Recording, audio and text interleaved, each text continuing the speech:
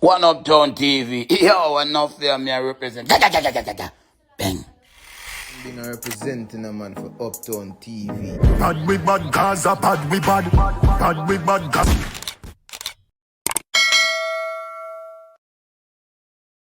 Demanding change, understanding what it means to bear witness.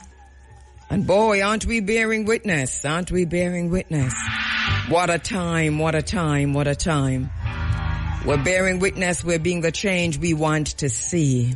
By the way, interesting I should say that, because do you know that there is an organization in the world, interestingly, there is indeed a global organization, you know. And what is the name of that organization? But their theme, their mantra, their theme, what we say in radio, we call it with tagline, their mandate, their vision, their mission is wrapped up in one Latin term. Goodness gracious, if I could remember it off of my head. One Latin term that actually translates to what I just said. Here and everywhere. Yes. Yes, so there is an organization. I think it's called the Pilgrim Society. And we don't hear a lot about the Pilgrim Society. But the Pilgrim Society has been around from, say, the 1900s, the early 1900s. And they were founded, the society, I said they were because it come like a war for true, but the society was founded in 2 countries simultaneously and in 2 cities simultaneously. So it was founded in London and it was founded at the same time in New York, or I think a few months after in New York. It's called the Pilgrim Society. And as far as I recall, it was originally created because they said they wanted to promote good relations between the British and the American elites. The elites, you know. And they formed with particularly people from the business sector, from politics, from finance, from diplomacy, and let's not forget, from the so-called landed gentry, from the royal family. If you want to know who really, in terms of the media, remember BlackRock controlled a lot of the media because BlackRock is an investment group, so everybody in there. So that whole thing is a part of that society. So then, if you notice when they're having these lavish dinners, they are on all the channels in the US and in the United States and also in other parts of Europe. And they dress in their coattails and so on and so forth and then pretty frock. And they point the cameras at who they want us to see. But if you go beyond who they want you to see to look at who's at the table, you'll get a pretty good idea of what the Pilgrim Society is. I do have to take a break and I do have to go to my first interview. But here's the thing. I think I'll find some time in this program, and I know I say that a lot, but I think I'll find some time this morning to go into a bit more in depth about the Pilgrim Society.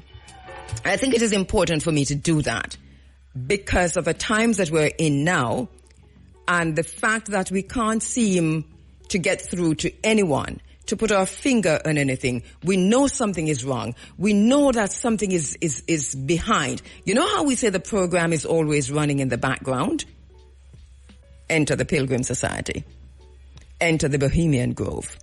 Pay special attention to the Bohemian Grove and to the Pilgrim Society. These 2 things are very much functioning, but we don't hear about them. Let me take a break.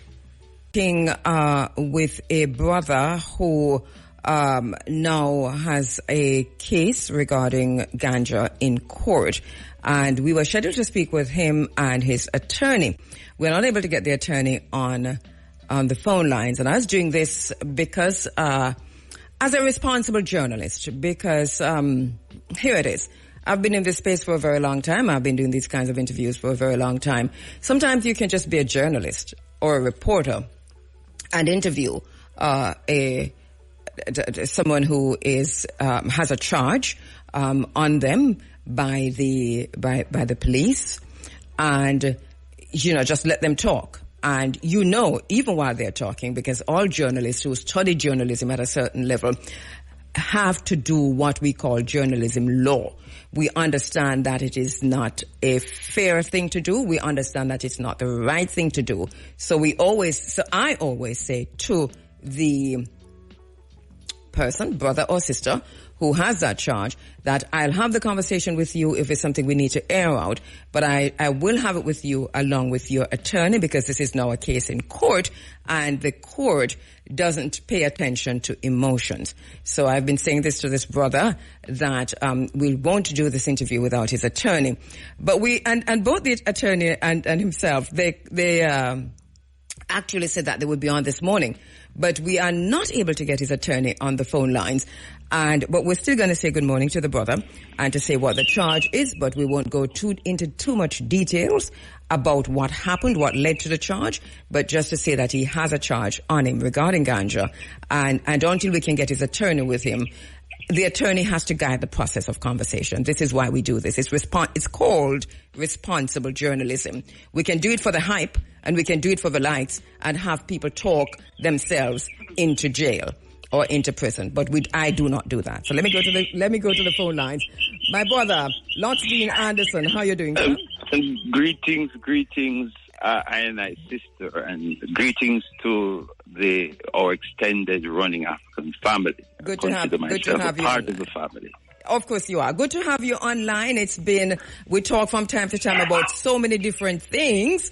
And here now, just to remind our listeners that sometimes we talk to you about football in St. Mary. Sometimes we talk to you about football generally. Sometimes we talk to you about 420. Sometimes we talk to you about a Ganja festival or a Ganja event or a Ganja conference or a Ganja summit. Because these are the things that you are involved in. Now, though, that you have been charged with possession of Ganja? Well, it goes to show the hypocrisy that is in the system, because as you are aware, this year we celebrate 10 years of decriminalization. And I'm saying to myself that, especially in the police JCF, there seems to be a lack of information, or a lack of knowledge, or a lack of wanting to accept the fact that, Jamaicans in general can utilize this herb that has been criminalized for so long, Mm-hmm. And, it was sad that what should have been a traffic offense ended up at my home, or my property, I should say, in Highgate in St. Mary. Mm-hmm.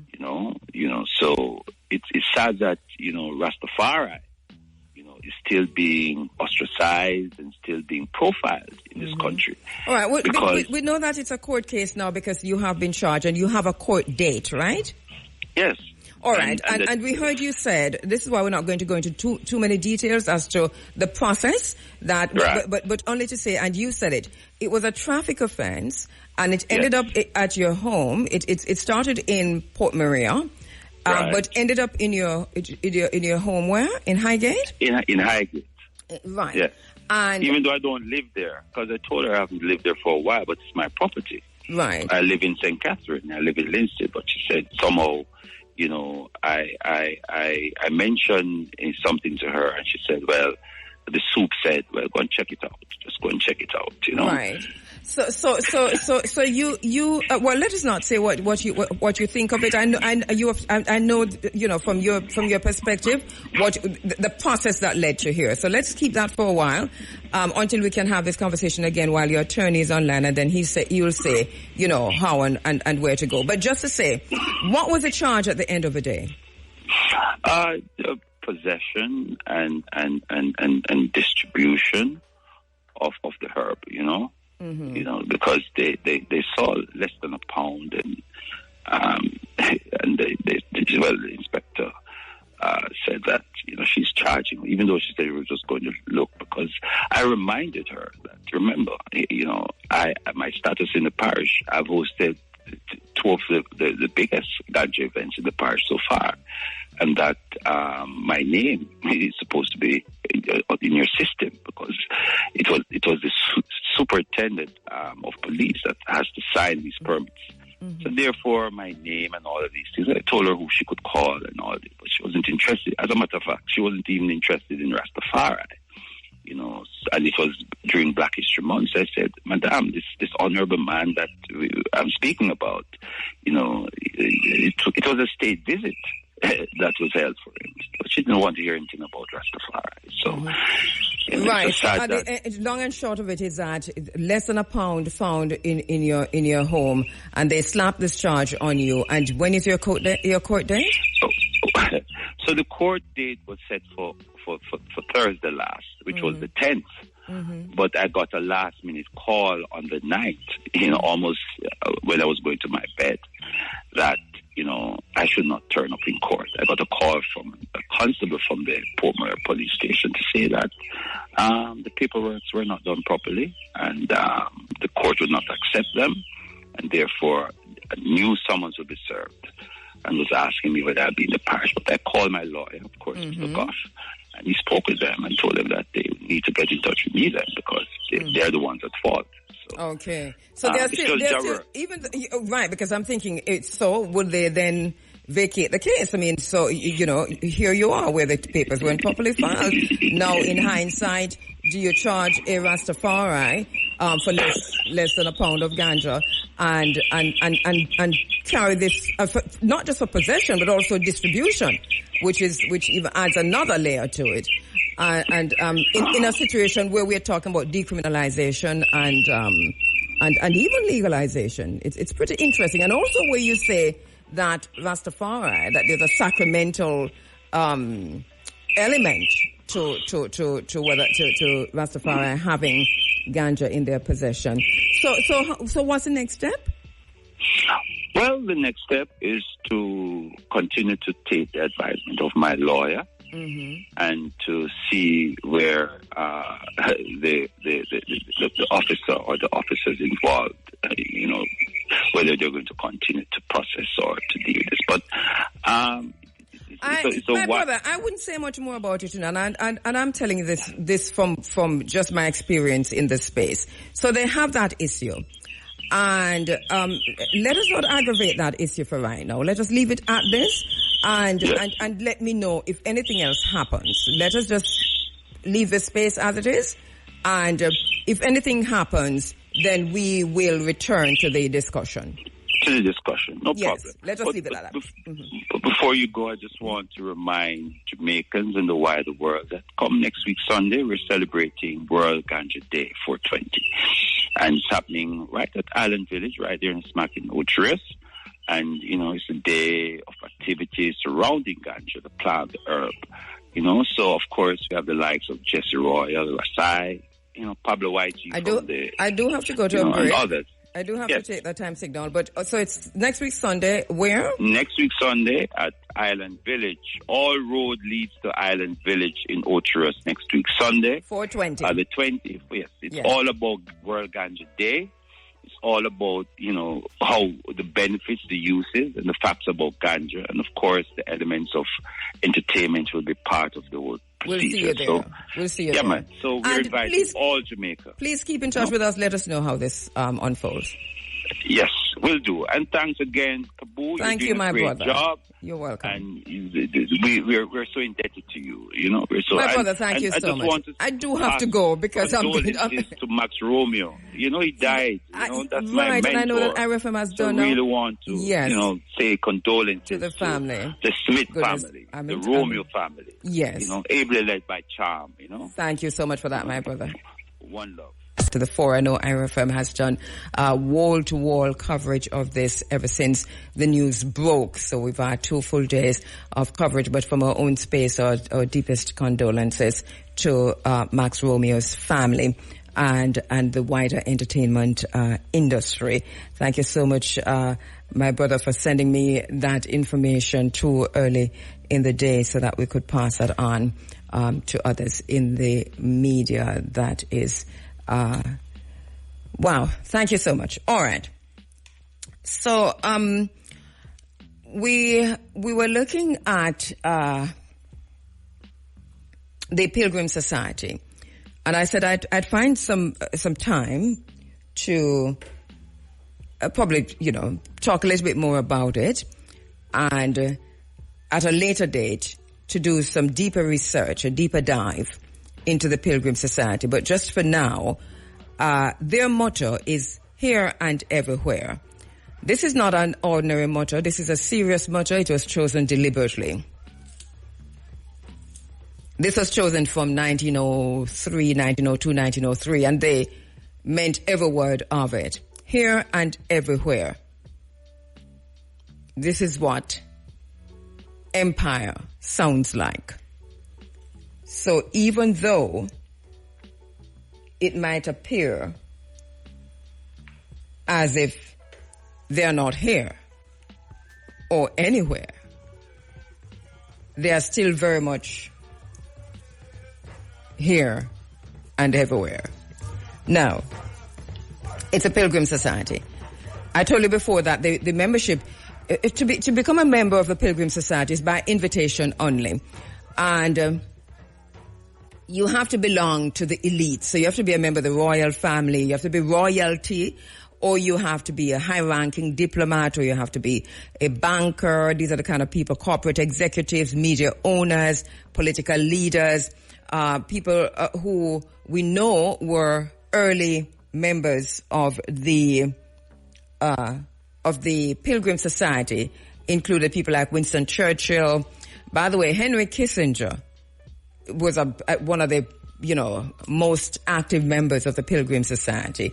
Of course, Winston Churchill, that whole thing that they did with Israel in Palestine, on the land, all of that. So notice how that is working out now. All of that came from the bowels of the Pilgrim Society. So when you want to understand the world's and the global response to Israel, Palestine, what we hear coming from Trump and so on, understand the Pilgrim Society is behind it. And has been from day one. So we have the Rockefellers. Well, do I have to say more? The Rockefellers, all of them to this day, because the Rockefellers are still alive and kicking, a lot of them. The Rockefellers, there's something interesting about them. The women they marry do not necessarily carry the surname Rockefeller. So you have to go look up all of them to see who they marry, which family they married into, and where are they now. Because they are very much involved in everything. And so we have various members of the British royal family as part of the Pilgrim Society over time. So, as I said before, they hold these exclusive dinners and these events, and sometimes we see some of the major figures there from each country, from presidents to British prime ministers to CEOs of major corporations, including, and seriously including, you will not see them lobbying, and you won't see a lot of published reports, because these people meet secretly, and when they get together, they discuss them own little thing and the bigger things, and they call it soft power, but they really shape policy through these personal influences that they have across the board, driven by the media, because all of the top media are sitting at the table of the Pilgrim Society. And remember, the media, the global media, is owned by at least, but not more than 5 people. So the entire media network that you're getting your news from. For example, you watch CNN and you say you don't watch Fox. You watch Fox and you don't watch CNN.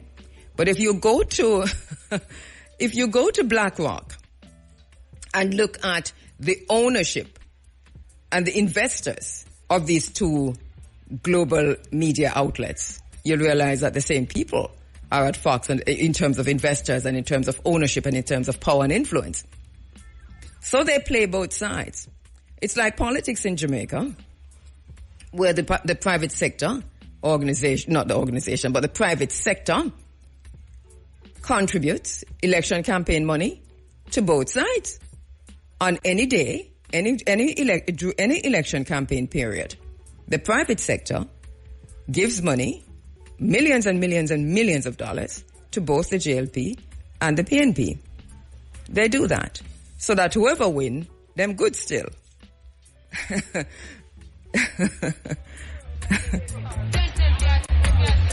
So the Pilgrim Society is still very active today, right? It operates quietly. It is not something that we hear a lot about. Them still have a chapter in London, them still have a chapter in New York, and they still meet. Oops. That's been happening all morning, and I'm not quite sure why. It would suggest that it's my headphone, I think, but I'm not quite sure why. So let's get this properly working.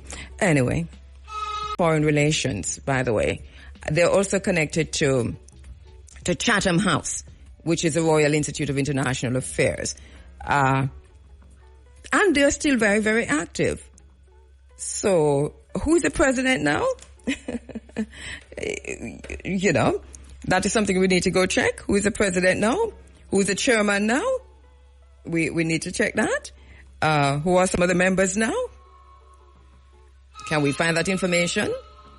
And then to look at the influence that they've got on policy, on defense and intelligence, because that is going haywire also, it seems, around us.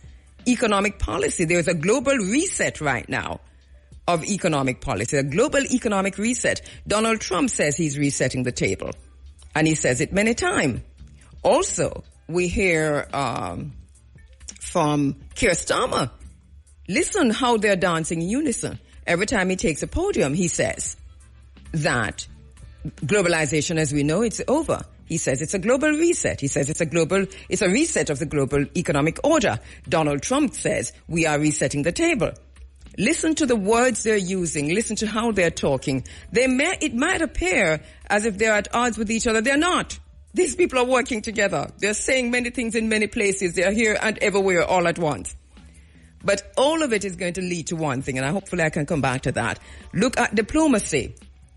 Look at how that is happening across the world. So this is a very significant society, and they are leading things from behind. The Heritage Foundation, the Lincoln Center, the Bohemian Grove, and look at Bohemian Grove too. I think a lot of us know about that, right? So, Bohemian Grove is very interesting, by the way. Anyway, that's another story for another time. But just to say that, you know, as we begin, or as we seek answers, as we strive for answers, as we try to find a place to catch our hat, a place to understand what's happening around us, I think we need a wider understanding also of how this whole global order is set up and the changes over time. The more things change, the more they remain the same. The very same people are in control. They redefine themselves, rename themselves. Sometimes they don't even rename themselves. Sometimes they keep the same names from 1902, 1901, and are still directing things from behind, so that the program is always running in the background. And here's the thing. They want you to look elsewhere. So the entire world is talking about tariffs. I put it to you that it's not about the tariffs. The program is running in the background. Everybody's up in arms about the tariffs. Whether it was Donald Trump or Kamala Harris, it was going to be what it is today. Maybe different parts, but the very same outcome. So, and what is the outcome? I'll find another few minutes in the program to go and reiterate what I think the outcome is set up to be, because this is all a plan. The time is brought to you by JMB Money Transfer. Use JMB Money Transfer prepaid Visa card and enter to win your share of a $2 million grand prize in the Win with Love promotion ending June 30, 2025. Visit jm.jmmb.com/money-transfer for more details. Time is 3 minutes after 7 o'clock. You're inside of the Africa Forum. This is Running African. And what an interesting time we're living in. We're bearing witness to everything that's happening around us. And boy, what a time, what a time. Gonna go on to the phone lines now to speak to my next very special guest, my sister Mojiba Ashe. Mojiba, how you doing, my sister? Greetings, joyous greetings, my beloved. Greetings. How are you? I am well, if you two are well. Count I am giving thanks. Count us a pick name. I love it. Yes. I love it. My sister, you know we have to do this because even though we've spoken more than once on the phone, Yes. but we do have to say our deepest condolences once again to the passing of Thank our you. beloved sister. She is your biological sister, Omaliwa. Thank you. Tia. Thank you. And I know Thank you you are. so much. Yeah. So Still to the, processing. yeah, I know. So to the family, our deepest condolences. Thank you This very much. This is Mojiba Ashe, and Mojiba has been, over the years, we know that you're a creative person. We know that you've been involved in the creative industries for a very, very long time. Highly spiritual also for those who follow you in the social media spaces. And so that what you have, what you are emerging into and branching out to, I think it's only natural that you're going in this direction. Absolutely. So, one of the things, and let's talk about that. A little bit about you, though. You're founder of Mojiba Culture and WACK movement. Yes. You are a spiritual motivator and president of the Amy Jakes Garvey Community Center. Mojiba is also a Garveyite and therapist. She's a mental health advocate. Listen to that closely. She's a spoken word artist, an actress, a writer, activist, fashion designer, model, and daughter of Rastafari leader Count Ozzy. That's why we call her Count Ozzy picnic.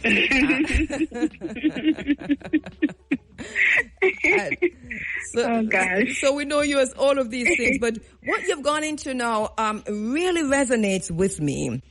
Yes. Because this is the psychodynamic therapy, and you're looking at the impact of abuse and trauma on mental health. Yes. Tell us Big how did you come to this place? What a great question, foremost. Yes. That's such a wonderful question. Yes. Well, foremost, you get up and you have that aha moment, like, oh my gosh, this is what I want to focus on for the rest of my breath. Mm-hmm. This is it. Mm-hmm. Based on my personal experiences with trauma and abuse, along with, I was having a very personal conversation with a teenager.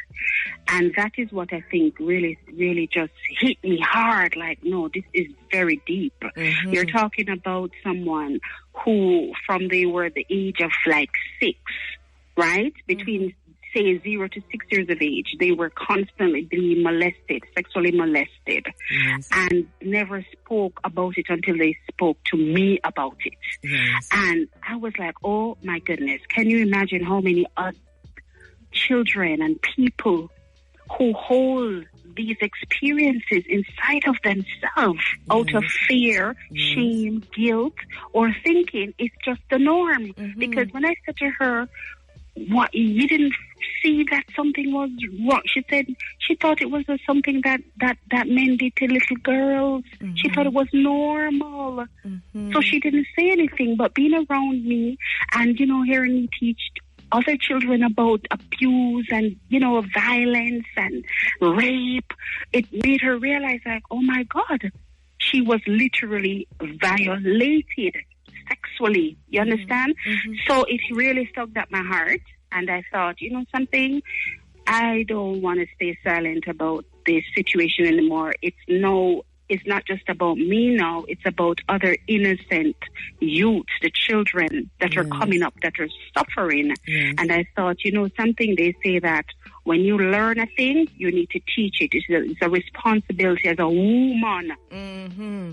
And I like that about you too, that, and this word has been in the space for a very long time, I know, but you're kind of bringing it back to the fore. You say womb man. Yes. And this is deliberate. Tell me why. Well, we have to remember where we're from, or origin. Womb. Mm-hmm. There is no man without the womb. Mm-hmm. Mm-hmm. Within us. Yeah. Within us, that's our life, that's our portal as woman, right? Mm-hmm. So hence why I put in the B. Yes.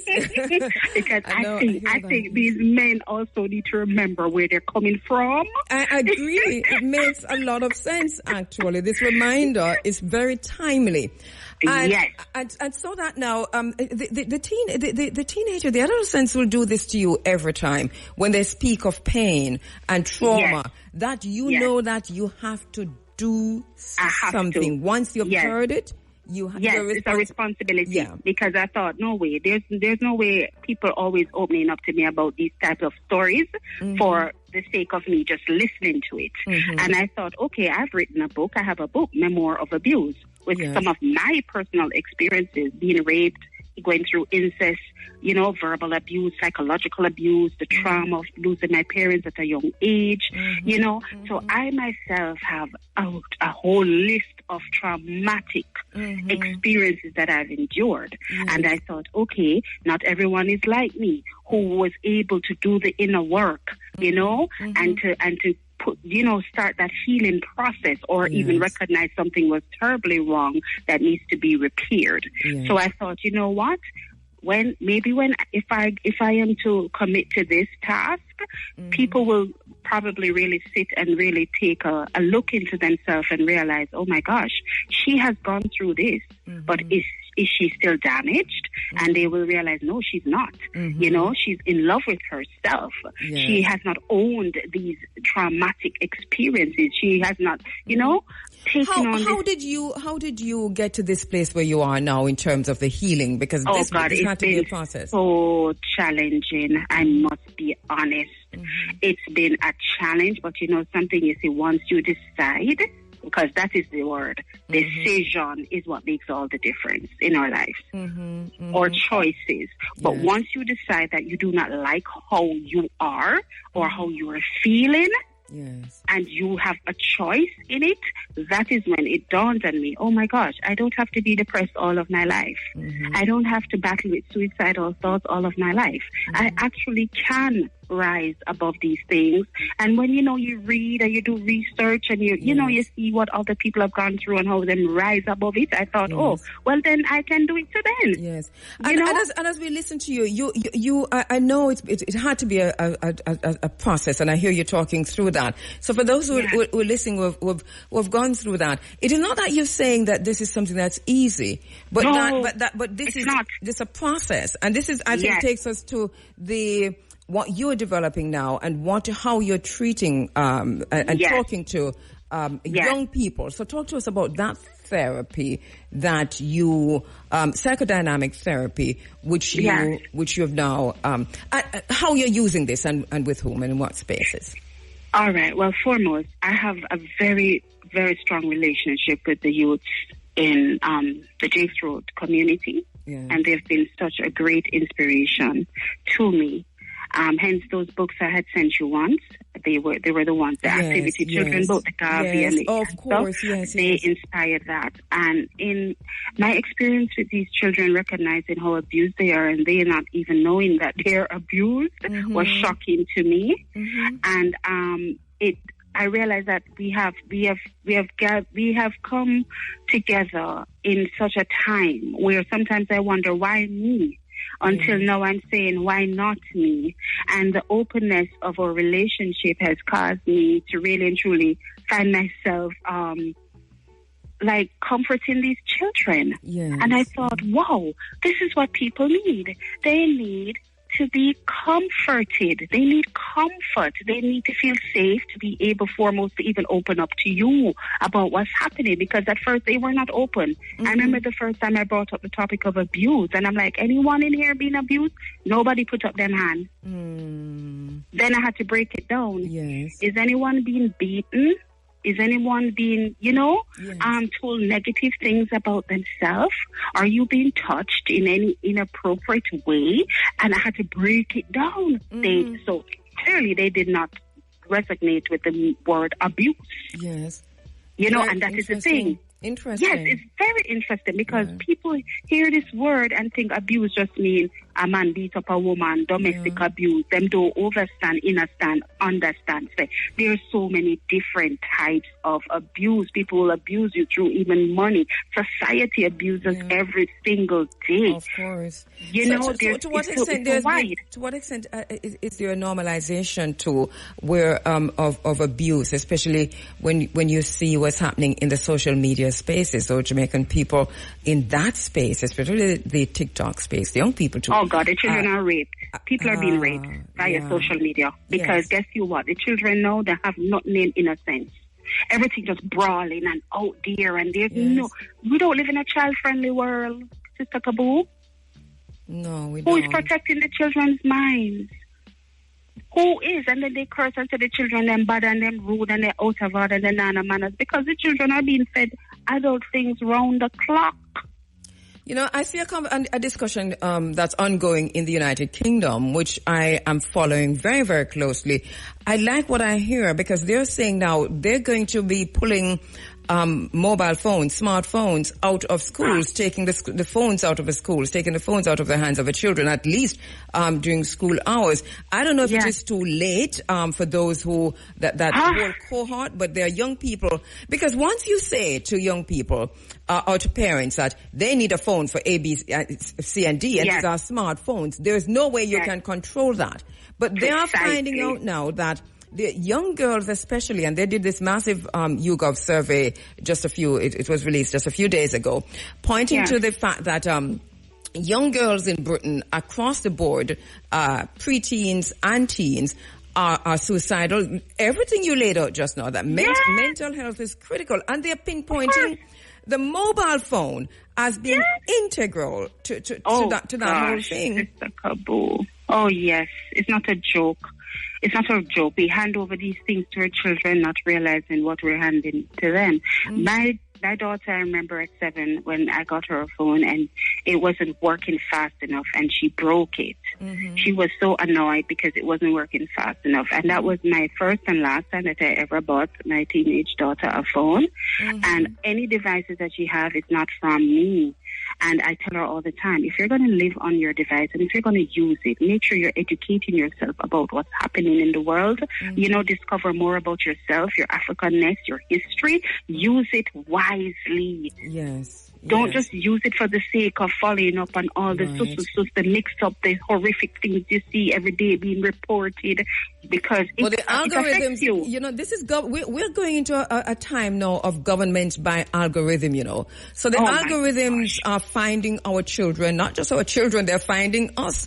I have to be arguing with the digital technologies, literally to say why do I keep getting? I have no interest in these things you're pushing at me. Let me take a quick break. I'll come back. Sure.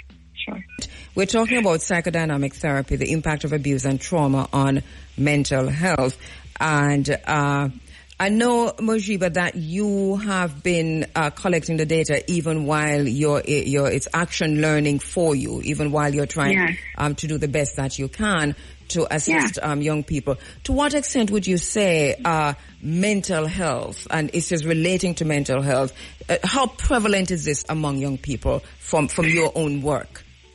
Oh wow, it's shocking almost that it has gotten out of control. I don't know how it reached to this stage, because I know that there are ones who are actually in this kind of field. And I'm wondering to myself, what have they been doing to edify, young people? Why isn't abuse and trauma a subject? I can't relate in terms of the educational system. Why isn't this a priority? Or maybe I shouldn't ask why. I probably know why. Because this is not everyone that wants the people to know the truth about life and about how they can live a more wholesome life. Sometimes you may think, why wouldn't people want people to find out the truth about who they really are, their power, their strengths, and to discover who their true essence.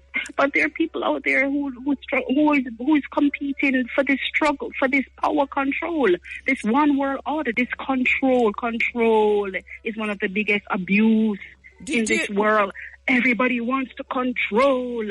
To what It's extent would you taking say? over people's minds, their homes, you know, Yes, what they eat, yes. what they drink.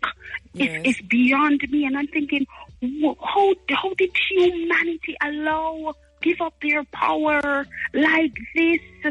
To what extent would you say that there's also, as you say, that there's an attempt to muzzle people or to hide the truth, to keep this under wraps? To what extent would you say there's also within, say, the school system, for example? Because I hear you go there a lot. The education system. Yes, I have to go there a lot.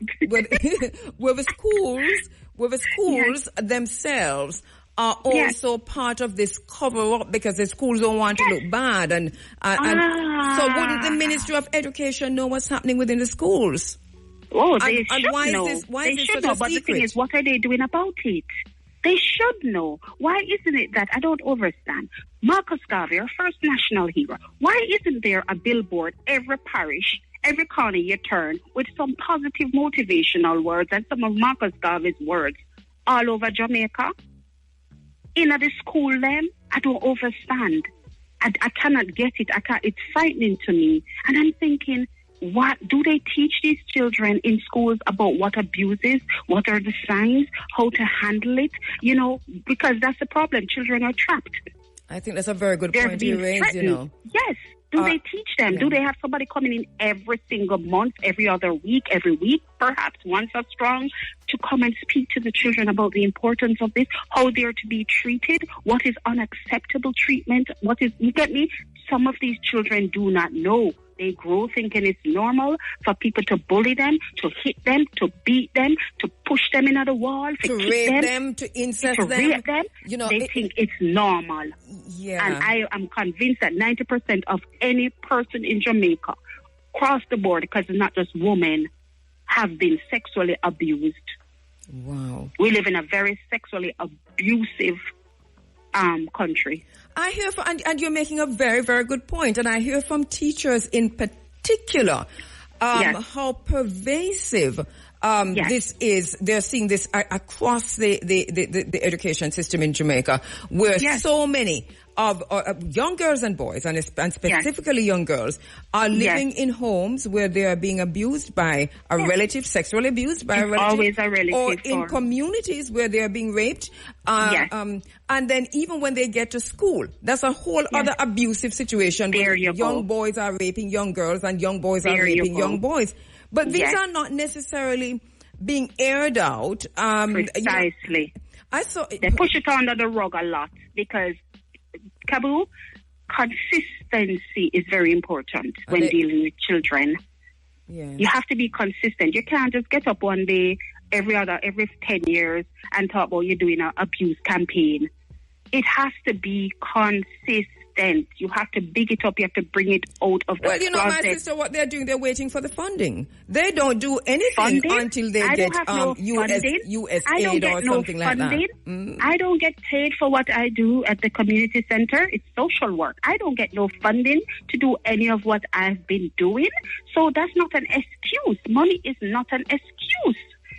We have social media, we have radio, we have television, which I haven't watched in over 20 years. But I'm saying we have the newspaper, we have media. That's not an excuse. You know, I have...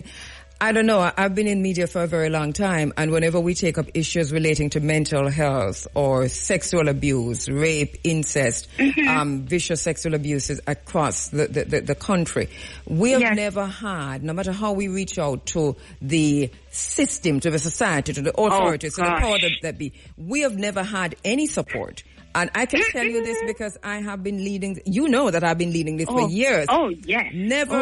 We have never had any support from a government structure, whether it is PNP or JLP. So there has to be a wider plan. And this tells me, though, that the fact that this is so prevalent in the schools in Jamaica, and it is allowed to continue year in, year out, it tells me that there has to be something strategic about this thing. This is basically what I'm saying.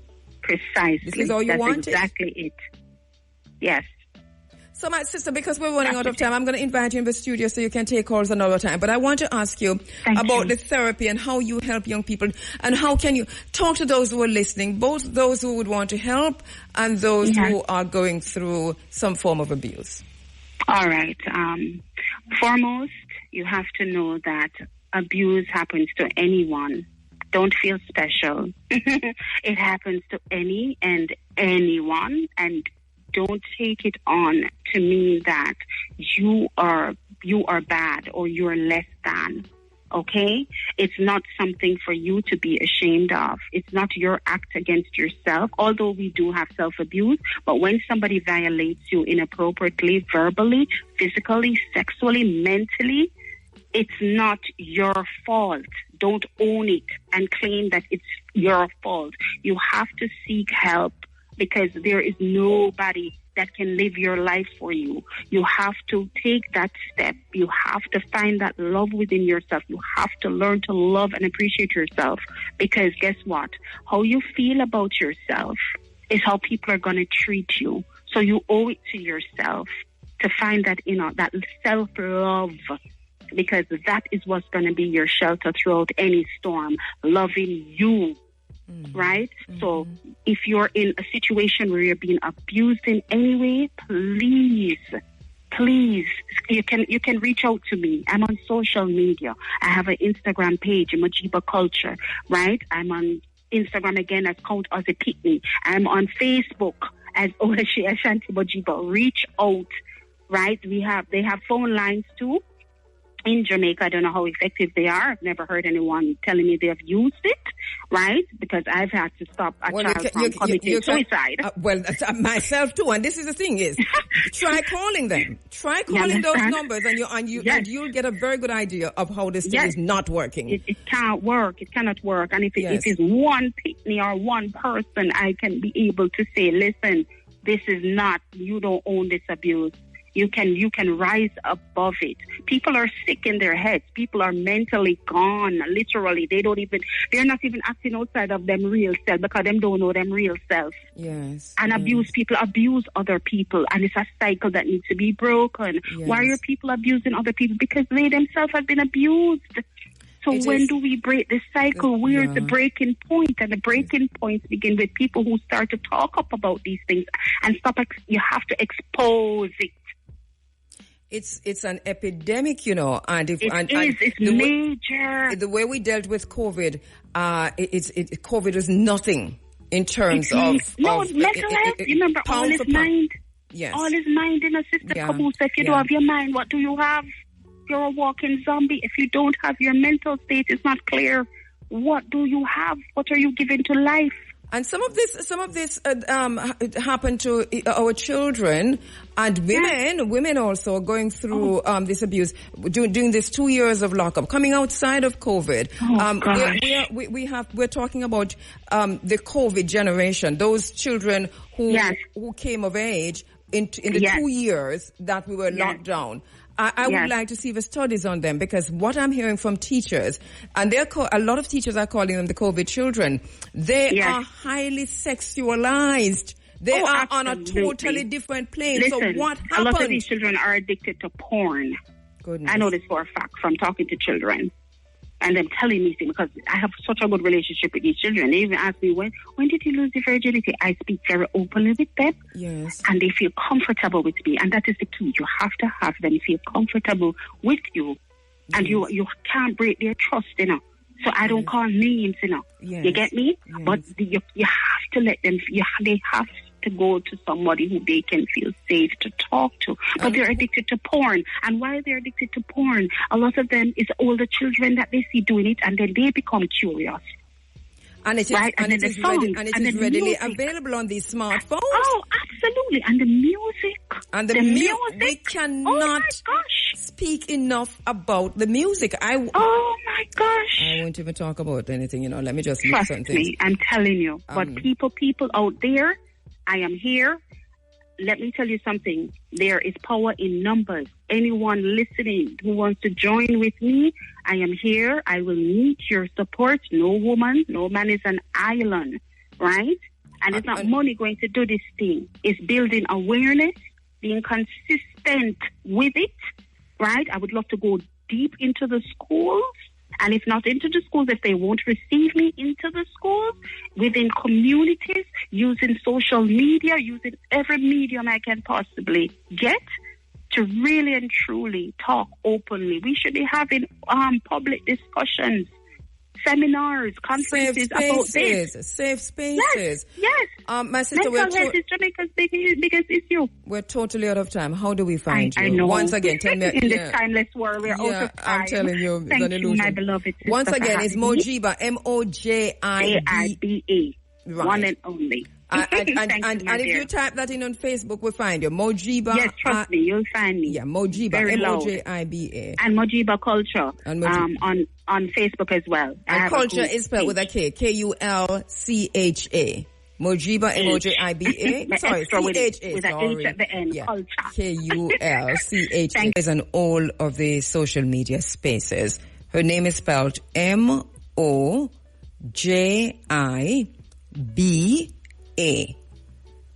And culture, Kulcha.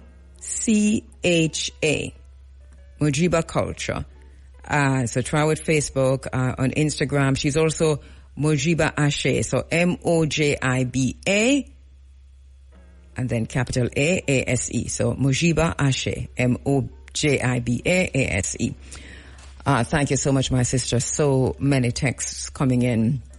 On the backside of our conversation just now, and I'll try and go through some of them before the morning is out. As we go back to the phone lines now to speak to my next very, very special guest, I'm honored to welcome to the space my friend and my brother, right? Kwame McPherson. We know him as the Commonwealth Short Story Prize winner 2023. Kwame's been in the studio. He's no stranger. He's the co-author of the Amazon bestseller, the book Heart of a Black Man. He's a ghostwriter, content creator, editor, proofreader, and book mentor and strategist. And a Heinemann Book Publishers Short Story Competition runner-up for the short story synopsis. Anna surpass and get him gone. And so much more. But we do know he also authored the books Deep Roots, Strong Tree, and Yard Vibes. I have to read out all of the books, Kwame, because I hold a book, and then we know you, especially from the upcoming movie. Tell us about the upcoming movie before we go any further. I can't talk about the movie. I should talk about. We're still in the process. Where we reach right now is seeking potential partners. So that's what it is. So it's still happening. Yes. So it has its own momentum and it's moving towards where we want it to be. So yeah, man. So in the works same way. It's in the works same way. Okay, so listen, I'm so you would think of my movie, because I'm all over this movie, because I know it's gonna be brilliant. And it's a show. It's from your short. It's from the prize, from the Short Story Prize 2023, right? That's correct. Yes. That is being turned. You were in the studio talking about it. You read part of it a few months ago. Yeah, exactly. Yeah. Is it available? It's a Commonwealth Foundation. They do have an anthology, which is free actually, but all people need to do is contact the Commonwealth Foundation in the UK, and they would literally deliver to you. So it's a free booklet, or a free book that they each year for all the shortlisted awardees. They put an anthology together. So it is in the 2023 anthology that they did. Okay, so people just need to reach out to the Commonwealth Prize Foundation. Commonwealth Foundation. Yeah. And then ask for you're asking for 2023 anthology. That's right, anthology. That's correct. Right. And they will send it out. They'll send it out. It's free. Okay, brilliant. And I suppose it should be online too, don't it? If it's in. It is. Well, the story itself is free. It's online. It's on the www.granta, granta.com/Okohee, OCOEE. So the story can be read online, and that's where it is. Mm-hmm. But the book, if anyone wants a book, they can contact the Commonwealth Foundation. Yeah. And I just like to say again, I have a copy for you, actually. Come to think of it, I have a copy for you, You have a copy for me? I have a copy of the book. Yes, please, please to get it to me, and let us not argue about this anymore. But let me just say to our listeners, if you haven't read Okoye, please go and read it. It's a brilliant story about ourselves. But when you're reading it, you forget to say Kwame write it because you see, you know Kwame, so you read it now like it's not Kwame write it. But it's really brilliant. It is one of the best that I've read. Really, really brilliant. And I'm very happy that the plans are in place for this to be turned into a movie. So I can't wait for that. But there are other big things happening, Kwame, that I want to talk about because you're heading to the Middle East. Yes, I am. Abu Dhabi International Book Fair. I've been invited to speak on behalf of the Caribbean. Yeah, on behalf of the Caribbean. Can you imagine that? Yeah, I'm there. So that's happening next week. Yeah, next week. Next week. Yeah. Wow. Yeah, next week. So tell us about that. Tell us about the book fair and also about your invitation and what you're going to be doing there. Well, it is apparently one of the biggest book fairs it's an international one. It has thousands and thousands of people that actually come and attend, and it has a variety of workshops. So I think I'm going to be, and their invite was basically saying, the storyteller from the Caribbean, they're impressed with my work, and they invited me over to represent storytelling from the Caribbean. Mm-hmm. And so it's I'm looking forward because it's obviously, as you know, our storytelling is rich anyway. Yes. And being able to impart on an audience that probably had never heard about the Caribbean, much like Jamaica.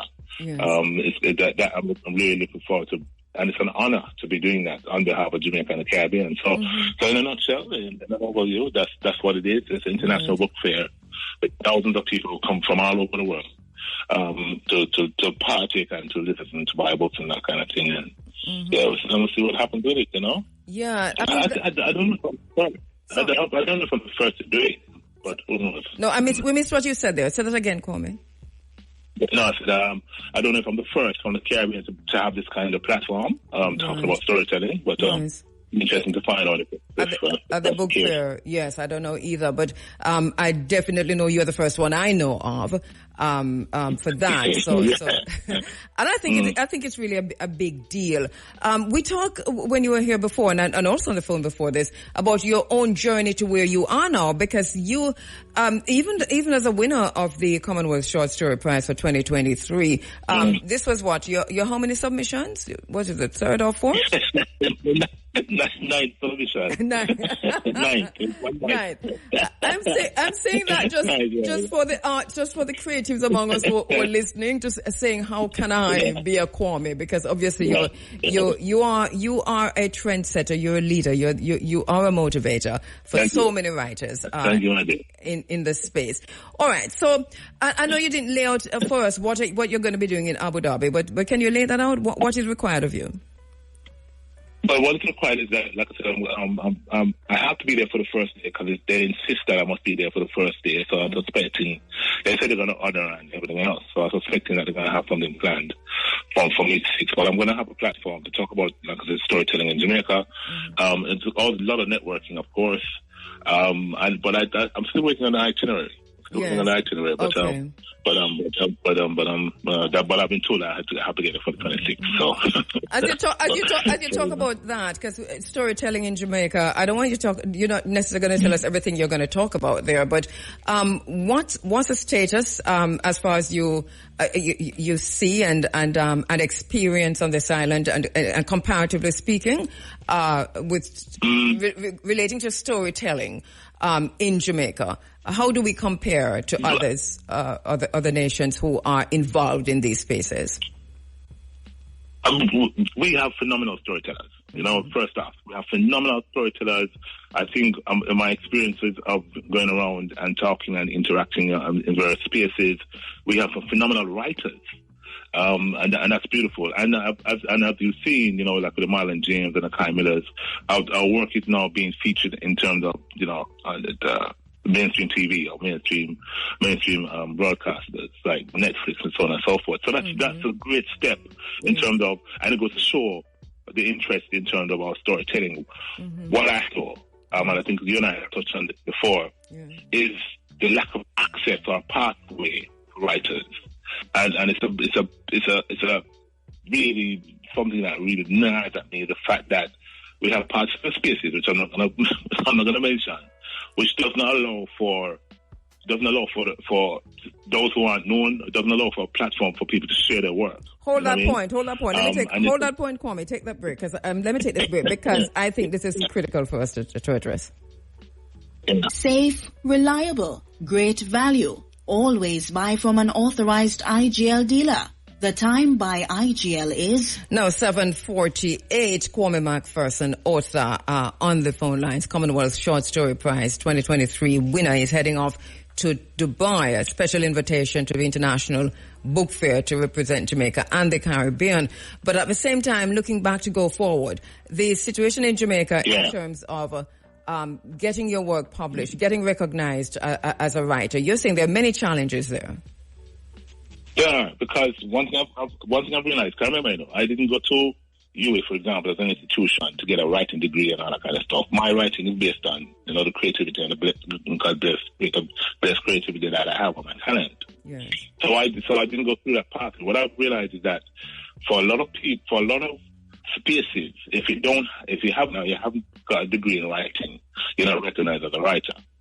And then on top of that, if you don't have a published work by a quote unquote mainstream publisher, you don't get into those spaces, or you don't get recognized or seen. Yeah. So that's one of the challenges that I've seen in terms of being here on the ground. And you're very right about this. There is a kind of a disdain and a kind of an elitist mentality among in certain areas of Jamaica that it would seem control these spaces of publishing, of writing. Of giving validity or credibility to a work. So if it doesn't go through the University of the West Indies, for example, then it's hardly considered valid. This is ridiculous in this day and age, though. It is, and it got me. Like I said, I'm not going to call it a name, but it got me when I was told that, bearing in mind that I'm the first Jamaican to win the Commonwealth Short Story Prize globally, that I can't be featured at a particular event because I didn't have to work. Yeah, man, yeah. We can talk to you about off here. But yeah, man, when I was told that, I said, you could make an exception for the fact that I'm the first Jamaican to win this. And then I was told, no, you have to have a published work, even though I do have, maybe say published books, I do have works that are coming. But the story itself is an award-winning story globally. So you'd have thought that you'd want to have it featured in this particular space, but no. I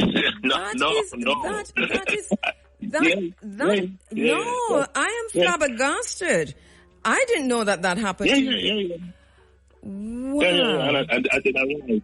So and I go back to my point about this. So if someone's a young writer, I mean, a good writer, they probably, may win JCDC, for example, and up and coming, but there's no space for them for their work to be heard in terms of an international platform. Almost like something. You have young artists coming in and, they get a platform to write, to sing. Yes. You'd have thought that for an international platform that this could also be for young writers that are coming up, but no, it's shut off from them. So anyway, so I just go on and do what I need to do, and I'm international, and our writing is international. Yes, and know that there's an international audience for what we do here. I recognize that, and that's how I do what I do, and I don't let it bother me, but I can understand somebody who's here who doesn't have that wherewithal. But and they get. There's also another level because people talk about publication, but if you self-publish, you're also looked at with disdain, like how dare you think you are in this category? Exactly. You self-publisher, as if to say self-publisher is a bad word. Exactly. But that goes to show, like I said, in terms of the barriers that someone may face. Yes. Let me say to you, Kwame, thank you so much, because you have shed light on Jamaica in a way that I think it inspires all of us. And this next step, which is heading into the Middle East to represent not just Jamaica, but Jamaica and the Caribbean, the voice of Jamaica and the Caribbean. I think that is a massive, massive deal. So congratulations on behalf of all of us. Take our names with you, write with name and carry it with you. Yeah. And I got to give a shout out. There's a lot of people listening now, especially in UK. Because one of my sisters should be listening, and a lot of people should be listening. So shout out to their love and support, So, but no, man, and thank you, Sister Cabo. That's my intention, is to elevate this talent that I have, and allow other people to come from. Yes. You know what I mean? So hopefully, we'll, how long are you staying will you be staying in a week and a half, and then I'm back and I'm off to Ghana, because I'm also ghostwriting a book, which is something you'd probably be interested in, actually. I'm ghostwriting a book about mentoring young girls in Ghana for a client in the States. Oh, really? Yeah. I'm very interested in that. So hopefully we can link with you along the way, whether it's in the Middle East, is where you're going, in Abu Dhabi, whether it's in Abu Dhabi or in Ghana, or both. We obviously want to make that link with you while you are there. So please keep in touch. Yeah, man, definitely. Yeah. I will link you, man. I will link you. Definitely link you. Because like I said, I'm looking forward to doing that, so I'll share that with you. Yes, please. And once again, everybody go read Okoye. Remember, me tell you, if you love storytelling, if you want to situate yourself in a story, then this is it. Thank you. Thank you so much, my brother. Safe travels as you head to Abu Dhabi, and congratulations from all of us here at Area FM. Big things. Bless my sister. Thank you very much. Thank you very much. Thank you. All right. So that's Kwame McPherson, Commonwealth Short Story Prize 2023 winner. He's an author, and as you hear that just now, a storyteller. To estimate the extent of how abuse of children in Jamaica is resulting in a mental health crisis, that we have an epidemic on our hands. There is a situation now where we see this playing out on the roads. Who you think driving the cars? Who you think behind those steerings? Who you think have them foot on the gas there? There's also a situation of crime and violence among the very young. Youth are taking $5,000 to kill their neighbors and their friends. The kind of abuse in Jamaica is beyond the pale, and we are twiddling our thumbs like Nero while Rome burns. This is where we are as a nation, as beautiful as this place is, with the hills and the valleys and the mountains and the blue seas and the rivers that meander through. As beautiful as this place is, there is this thing that used to be an underbelly that has now become the main event, which is crime and violence and carnage on the roads. And in Parliament, you see how they curse and shout and curse at each other. They don't, when they get up, I know they say they're parroting what happens in the UK Parliament, but look at their faces. Look at the anger. Look at what they are coming at each other with. So that is there. And then when they're on the platform, why them have to talk so violently vicious? And then we see the same thing overtaking the church. I see some people on the social media say them preaching at church, and it is the most violent language, it's the most vicious kind of language that you've heard in your life. And if you walk into some of these spaces, why do we have to be so angry to speak the word of the Lord? Thus saith the Lord. Why? A soft answer turneth away wrath, but grievous words stir up anger. Why? Why the shouting and the bawling out of the throat hole? I mean, why we so angry with each other? We pass each other on the road, and we might even be related, but we're cussing at each other. We're flashing off each other. We're giving each other the finger. And next thing we meet up at the gas station, and me and your cousin. This is what we have become. And the thing is not just what we have become, but what are we becoming as a nation? So quite a few messages coming in. the interview. Inspiring message, this one says, and I probably need to go to other spaces. But yes, we will have another discussion with our sister Mujiba, and we'll invite her to come in. Teachers are writing left, right, and center. Teachers who are listening are communicating with me now, left, right, and center. And it's bringing tears to my eyes because they're telling the stories of the students who they know are being abused, boys and girls. And they're telling the stories of sexual abuse more than anything else. And also of sexual debauchery on the school compounds and outside of school. This is not a joke business. This is worse than COVID. What are we going to tell our children about their future?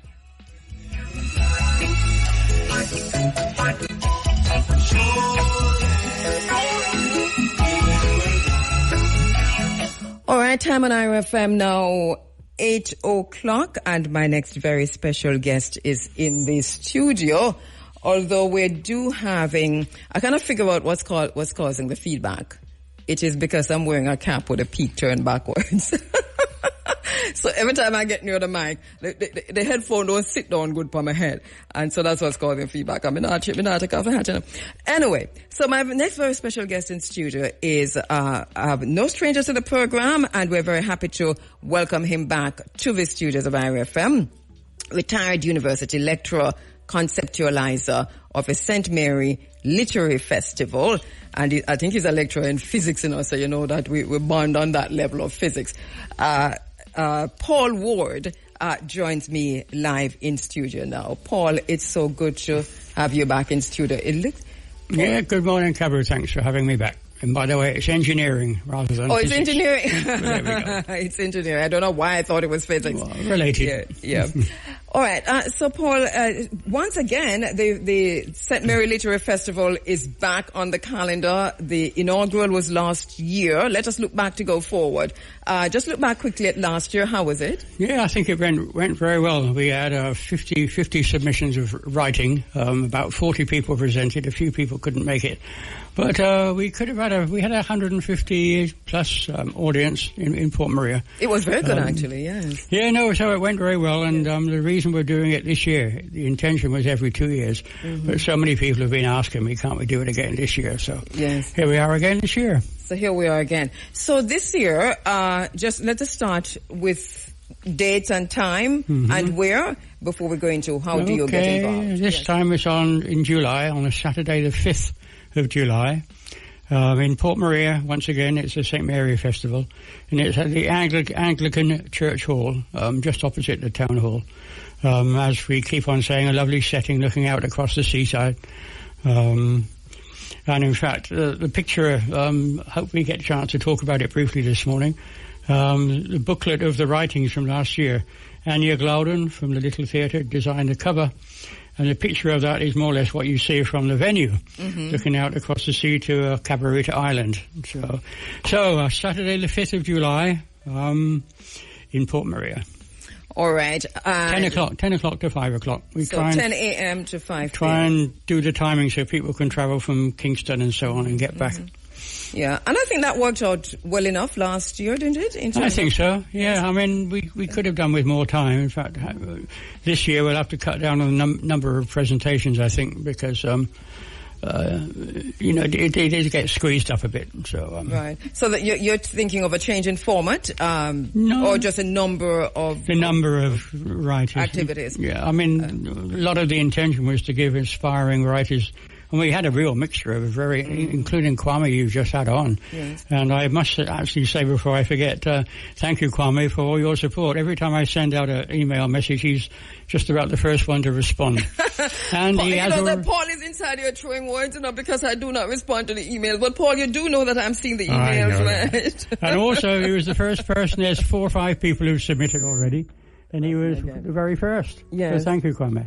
Thank you so much, Kwame. And when you respond, just say also responding on behalf of Kabu. Thank you so much for that. All right. But brilliant though. And let me say congratulations to you, Paul, because that was a well executed, program last year. And to be coming at this again this year and to be leading this process, I think this is commendable. So thank you so much and congratulations. Well, I got so much support, including from you. I mean, those who don't know, Kabu was one of the 3 MCs at the event.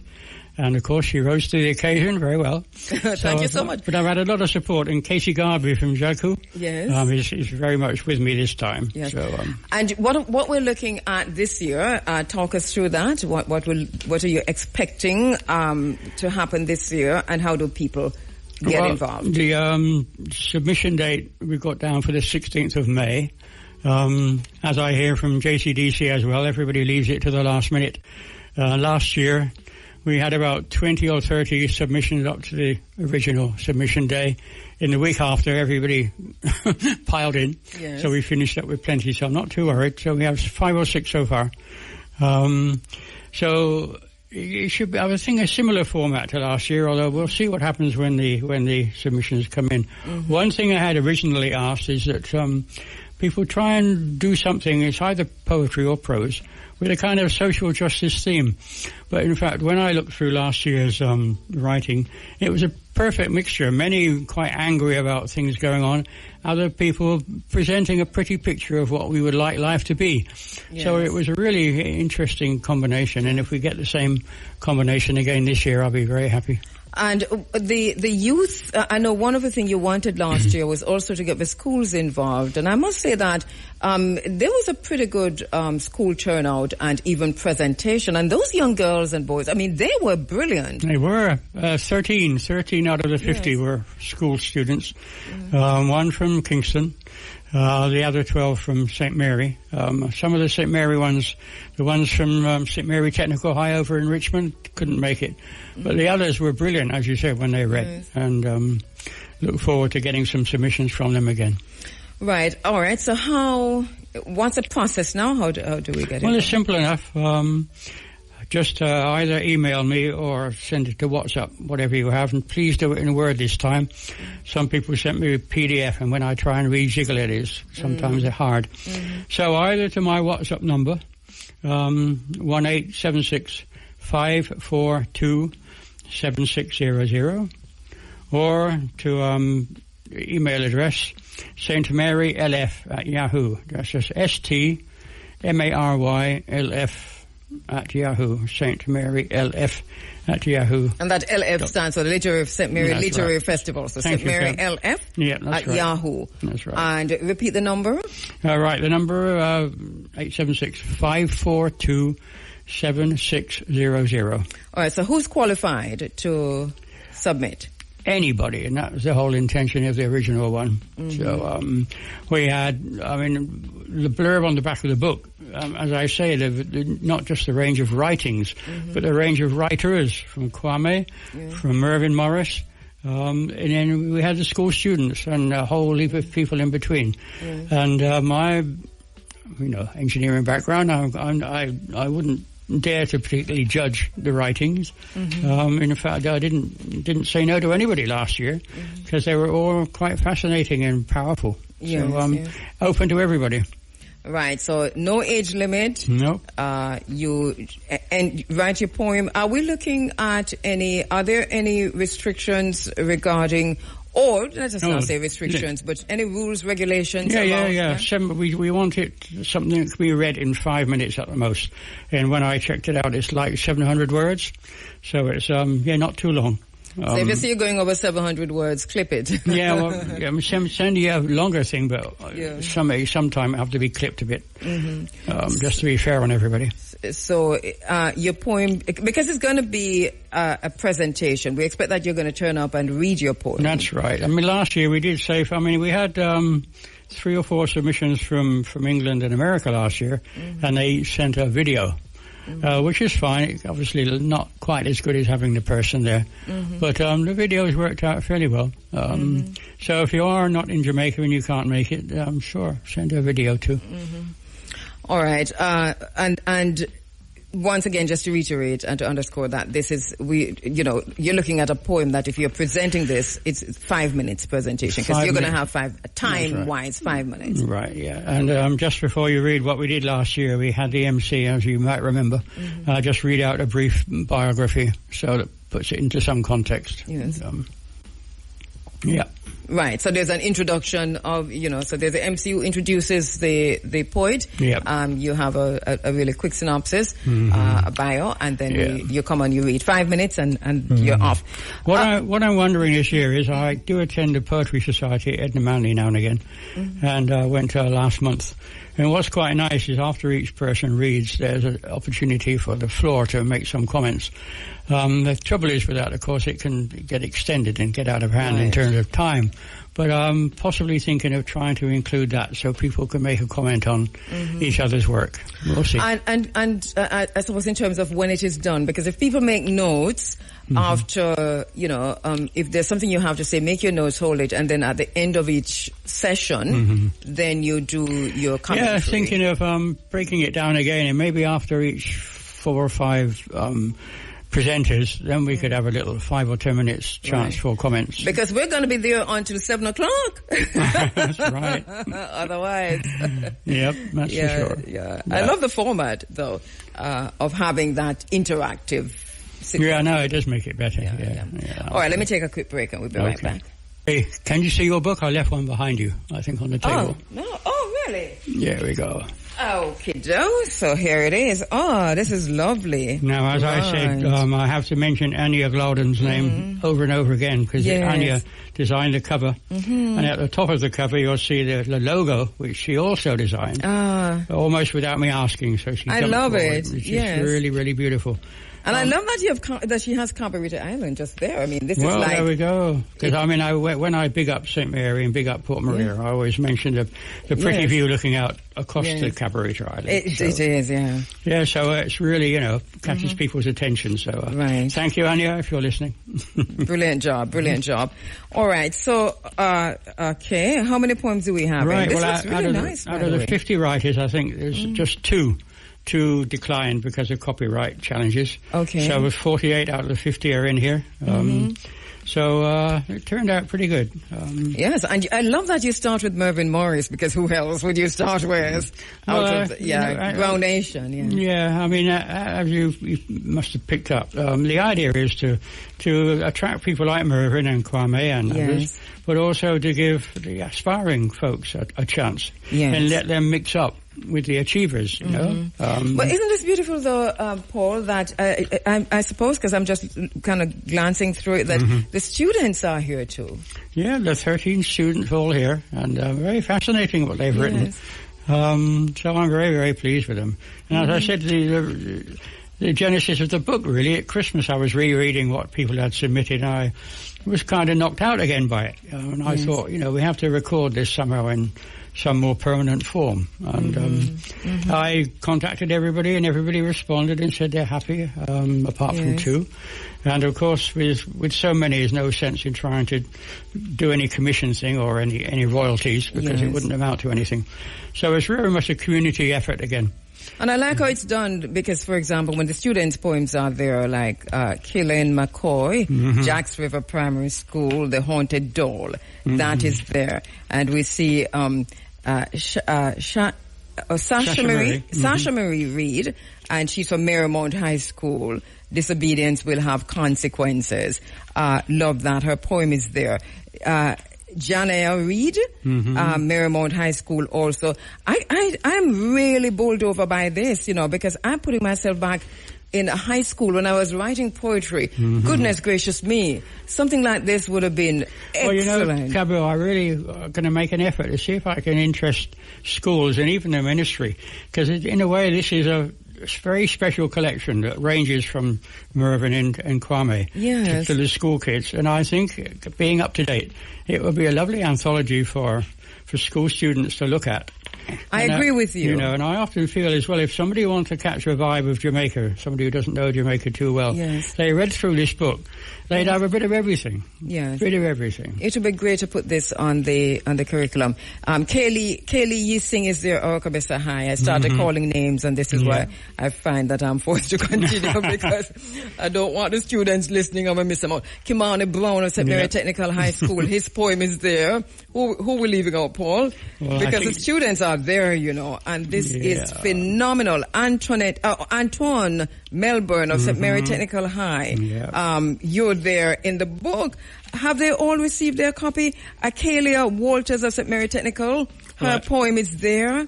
I only collected the books this week, and I've contacted them all, and I've posted a couple already. We're hoping, and this is another thing I hope we get a chance to mention, we're going to do 2 book launches, one in Kingston and one in Port Maria. Let's talk about those, and I'm sorry if I didn't call your name as a student. You're all in the book, and believe me, thank you, so this is a really glossy cover. It looks really nice. As you said, the logo is there. St. Mary Lit Fest 2024 collected writings as presented at the inaugural St. Mary Literary Festival, Port Mary, St. Mary, Jamaica on 27 April 2024. It's beautiful. We love it.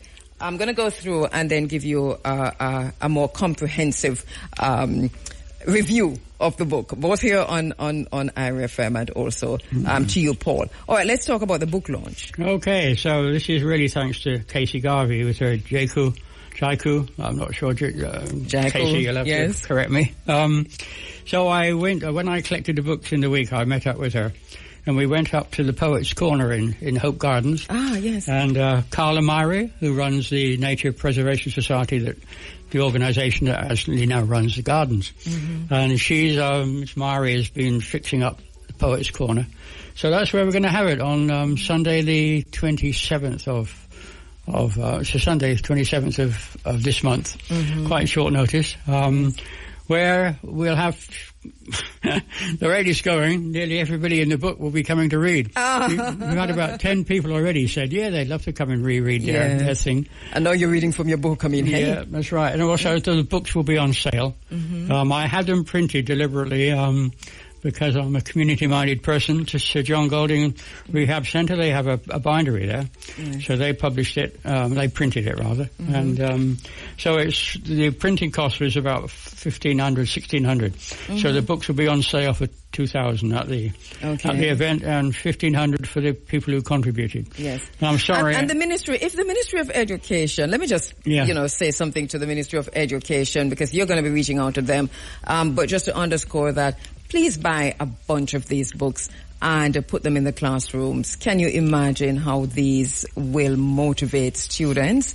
It is really a slam dunk. Yes, go ahead, Paul. Yeah. So thank you, Casey, again for that, and thank you, Carla Myrie, because the details aren't fully worked out. But it'll be, reading the poetry and the prose, and a little refreshment and so on. Yes. So that'll be nice. So once again, this will be on Sunday, April 27th. Right. 4 p.m. in the afternoon. At Hope Gardens. So it won't be an hour and a half, but it might run on, the number of people volunteering. And then, although this, haven't quite worked it out, the full details yet, I very much wanted one in St. Mary first. Yes. So on the Friday, which is the end of the school holiday, just 2 weeks, less than 2 weeks' time, I want to try and do something in Port Maria. Because it gives the chance for the school students who wrote to come along a little easier, and 3 or 4 of them already agreed. It sounds like you're talking about Good Friday, though. No, the one after. Okay, the one after Good Friday. The one after Good Friday, which is the 25th. All right. 25th, so in the morning, 10 o'clock to a kind of 12 o'clock thing. Hoping the librarian in Port Maria has been very, very helpful. Yes. But they have a kite festival that week, so we're looking for an alternative venue, but we'll find something. And so we have the writers, we have the presenters lined up. So just getting out the word. Okay. But isn't the kite festival in is there also a kite festival in Port Maria? Yeah, on the Thursday, on the 23rd or 24th. All right, so you let us know the venue and we'll mention that. Yeah. All right, so let me just quickly, because we have just about 3 minutes, so much, to go through the guidelines for the submissions again, and the deadline, and also the late date for submission. Well, okay, let me read what I've written on the handout, right? Mm-hmm. Submissions, recently written, preferably, are invited in poetry or prose, in Jamaican Creole or English, fiction or non-fiction. Word limit 700 words that can be read in about 5 minutes. Excerpts from longer works are acceptable if they can stand alone. Submissions should be typed single column in Word, including the year when written. A short biography of no more than 200 words should be included, and also a 50-word abbreviated version. For those unable to attend the event, a video version should also be submitted no longer than 5 minutes. The date for submission, the last date, is 16th of May. Mm-hmm. Okay, and you either send it by email to stmarylf@yahoo, STMARYLF, stmarylf@yahoo.com, or to my WhatsApp, 1-876-542-7600. All right. So once again, and for this year, the St. Mary Literary Festival, the date and the place as we wrap up. Yep, okay. It's the 5th of July, Saturday the 5th of July in Port Maria, 10 o'clock. 10 o'clock sharp, so we can try and get through the program. Yeah, it really does work. But we'll talk to you many times before that, and we're looking forward to hear from other persons on the organizing team, and hopefully they can come in the studio. We'll give you more time so people can also say their poems and so on. And people know who I'm talking to. I'm just kind of making a shout out to one of my favorite poems, my favorite poets, Britain Wright. Oh, Britain, yeah. I really do, yeah. I'm sure if you could get him and Casey Garvey on. Yeah, then, it would be really great. I mean, they're such powerful performers. Of course. I mean, we've got some really brilliant poets in Jamaica, and Jacko is doing a brilliant job in just hauling them together. Yeah. It is something else. Thank you so much, Paul Ward, conceptualizer of the St. Mary Literary Festival, which is on again this year, and you'll be hearing much more as time goes by. Thing to do, though, is to start getting your poems together and to submit them in time before the deadline, and also to ensure that there are 5 minutes and less, but not more. We're inside of the Africa Forum. This is Running African. Apologies. I know exactly what's happening here, and I've been in this business for so long, and the level of unprofessionalism, I have to slap myself on the wrist. Right. So basically what it is, I have to take this cap that I have on off, because the peak is all turned to the back and so on and so forth. All right, I am going to promise that it won't happen again. I'm not taking off the cap, but I promise that it won't happen again. So I tighten the headphone. 8:39. Thank you so much for joining us inside of the Africa Forum. This is Running African. Trying to get you, Sabira, because we need to talk about Fui Sinting, but we're not getting you online. So not quite sure, but if you're hearing us, give us a ding. In the meantime, we said earlier that if I got a chance, I would tell you where it is all heading. And I hope we can pick up seamlessly without me, going over what we said before. But I was talking about, just where we are now, globally. And just to add on that a bit, to say that where everybody's talking about tariffs, and I was saying that it's not the tariffs, because they're telling us to look on the tariffs. And as far as I'm concerned, the tariffs, just a very small part of it. It really isn't about the tariffs. So we have this trade war that is seriously underway between China and the United States. We've told you all the time, it's always about China.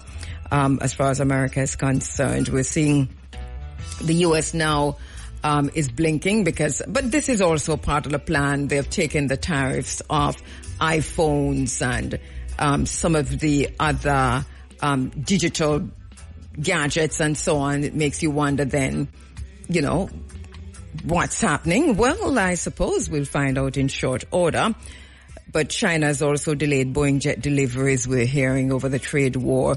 And we're seeing planes falling out of the sky like crazy. In the United States, we saw a helicopter falling into the Hudson River, and all the family on board dying. The family, of course, the father is a CEO of Siemens, Spain, a company that is having very, very, very, very serious financial issues, about to fold. And Siemens is really too big to fold. It is a massive company. So, we can't help but connect the two things. So we have this company that's going through the worst financial times, and then we have a CEO falling out of the sky with his entire family. So we leave that as it is for now while they do their investigations. So BlackRock, as we told you, is taking over the Panama Canal, but China has come in the middle of all of that. China isn't allowing the sale to go on. I don't know if they can stop it. It's Hong Kong. And we have Pete Hegseth going to Panama and talking about how America is working with Panama as of now. If you look at the trade routes, and you're talking about the shipping routes. Remember, we told you that Marco Rubio's visit to Jamaica wasn't about Cuba. It was about China, Panama Canal, and the shipping routes, and also security within the Caribbean waters, the Caribbean water security, economic situation. So it's all about that. Then we have the Trilateral Commissioner saying that globalization as we know it is over. Keir Starmer, who's a Trilateral Commissioner, he said that globalization as we know it is over, so they're rolling back that. But that is already rolled back. Whatever is about to happen has already happened. So the Trilateral Commissioner, BlackRock, is fulfilling the end point of the technocratic nightmare that is taking over. And they are buying property, they have bought property, they're bringing in the digital IDs. And we see where BlackRock is about now to own the shipping ports, and especially the Panama Canal. And this will give BlackRock the ability to compete, but also to put into gear, to kick into gear, and to finalize the technocratic control of a supply chain. Remember, we told you it's technocracy. I know somebody has asked me to go over what technocracy is, and I will. Technocracy is an evil system. It is nothing to look forward to. What is about to unfold is a system of control, a government of control by digital IDs, by AI, and by the rest of it. It's transhumanism. It is where it is going. It has always been going there, and it is what it is. And it's the isness of things that we're dealing with. And so we have gold and silver skyrocketing, and check the gold and silver prices, because we say that, the fiat is not working. De-dollarization is taking place before our eyes. That's what they want. Everything that's happening, that's what they want. BRICS Plus, we're looking to see what happens when they meet in the summer in Rio. And that's just an aside. And I know that I kind of went off on a tangent there with, just kind of putting the economic things into perspective. But I don't know if you know, but there is now an AI church. Yes. AI has created its own church. It also has created an AI Bible that's called Transmorphosis, yeah, and its own God. And this is crazy serious. But let me take a break. Get more miles with the Ruby's Ultratech. Fuel the difference for peak performance and maximum savings. Drive more and save more. The time by Ruby's Ultratech is now 8:45. You're inside of the Africa Forum. This is Running African. And yes, so I'm telling you that I'll talk about this hopefully next week. I'll spend some time talking about the AI God, the AI Church, and the AI Bible. In the meantime, you can do your own research. AI now has its own church. What it has done is it has collated or drawn together, pulled together every single religion and faith under the face of the earth globally. and has built a hybrid. And so it says it's dealing with logic and not with faith. For those persons who are interested in logic and not faith, then you can become a member of the AI Church. I won't say much more about that, but it also has its own book with its transmorphosis, and it has its own God.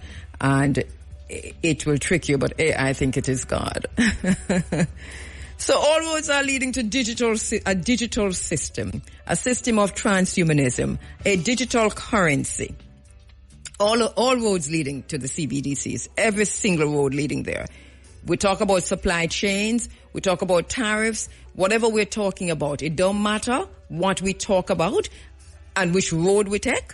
Every single road is leading us to the digital system, which is more like a beast system, a technocracy beast system. And yeah, I mean it exactly how I say it. A beast system. So that's the thing. The program is always running in the background. The markets are being deliberately collapsed. They're collapsing these markets deliberately because de-dollarization is the ultimate. So we know the BRICS system will find its own level because we see that happening already. The more they put sanctions on countries like Russia and China, and so on, that the BRICS system is going to become what it is going to become. Everything is going to find its own level. It doesn't matter if India betrays or any other countries strong-armed into moving out. The BRICS system is here to stay. And we see what's happening with the People's Bank of China. Let's look at that. Look at what they're doing with the yuan. Look at what they're doing with the China's digital currency, the RMB. RMB. Okay, so I can't pronounce that. But, so what is about to happen has already happened. Listen to what people are saying here on the ground in Jamaica. Anthony Hilton is wrong. He's wrong. And unless they misquoted him into saying that we're not going to be affected. Yeah, we're going to be affected. We have something to worry about. And he says that, him and others talking about the opportunities to be gained. Of course there are opportunities to be gained, but if you're not prepared for them, what are you going to do? Turn us into slaves? I hear the Prime Minister talking again about re-injecting the virus of service industry into Jamaica. What kind of thinking is that? What kind of policy is that? How can we continue to talk about service industries when everybody else is talking about manufacturing, agriculture, making your own things, finding ways to survive? You are now ramping up this whole evil system that you're calling service industry. Somebody decided a long time ago that Jamaica was a service industry and that our people were in service to others. So tourism is a big thing, BPOs are the big thing, and so on. But don't you see what's happening around you? All of this is falling. Keir Starmer don't need to tell you. Globalization, the Trilateral Commission is telling us, globalization as we know it is done. It's dead, it's over. People are talking about nationalism. They're talking about protectionism. They're talking about carrying back their own manufacturing, whether or not they can do it. Carrying back your companies, bringing back the production into the country. There is something that's happening in America now in terms of the borders, where for the first time we're seeing a kind of digitization and militarization of the southern borders. This has never happened. So look at that, 'cause that's breaking over the last 2 days and a half. It's not even 2 days. So where are we? What is our thinking? What kind of a lack of vision? What kind of kindergarten, teenager, adolescents watching porn kind of thinking is the Jamaican government thinking? It cannot be about service industry. We have to be service to ourselves. Because the service industry depends on external partnerships. And there is a global trade war happening where all of your partnerships are up in the air. Who do you think you are? China and America are at war.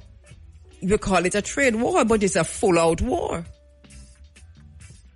Who do you think you are? So the slave class is being redefined, and not just redefined, but it is being identified.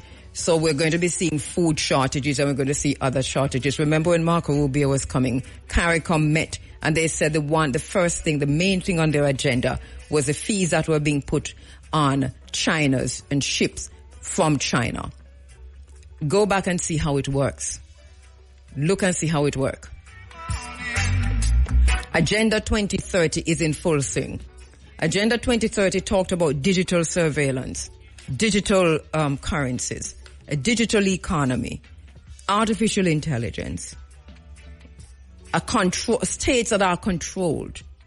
Read 1984. It gives you a pretty good idea of what this will look like, but just put it in a more AI, digital kind of control situation. It's exactly the same thing. Laws relating to free speech. Look what's happening in the United Kingdom and the United States. You can't say anything now about Israel. You get deported, you get sent to El Salvador, you get put in prison. You are literally run over. In the United Kingdom, they have criminalized opinions and free speech. First thing you say, you get imprisoned. So the whole thing is changing around us, but are we seeing it and understanding where it's going? That's the thing. So we could talk about tariffs. They're telling us to look at tariffs, but it's not about the tariffs. It's about the system, the program that is running in the background that is going to lead to technocracy, which is a very evil system, and transhumanism, which is worse, and a digitization of the entire world. Today we are seeing that the United States, Christine Noem, or what her name is in the United States, she has announced that, everybody who's traveling within the United States now as of May 7 will have to have a real ID. They had to get the real ID first, because this whole thing is going to be about a digital ID. This is basically where we're heading. There's nothing about this system that is good for us. If it is good for them, it is bad for us. And the question then is not how we're going to fit into their system, because if we think about how we're going to fit into their system, then we are seeing ourselves as slaves. The question is, how are we going to build a nation, communities, so that we survive what it is that they're about to unleash? What are we going to do to survive? And that means, what are we going to do on the ground? Manufacturing, agriculture, self-sufficiency, right back to Morley Moo, Marcus Messiah Garvey, without one single change. Donald Trump says, and he says it all the time, listen to him closely, we are resetting the table. Marco Rubio says, this is a global reset. Pete Hegseth says, this is a reset. Keir Starmer says, globalization as we know it is over.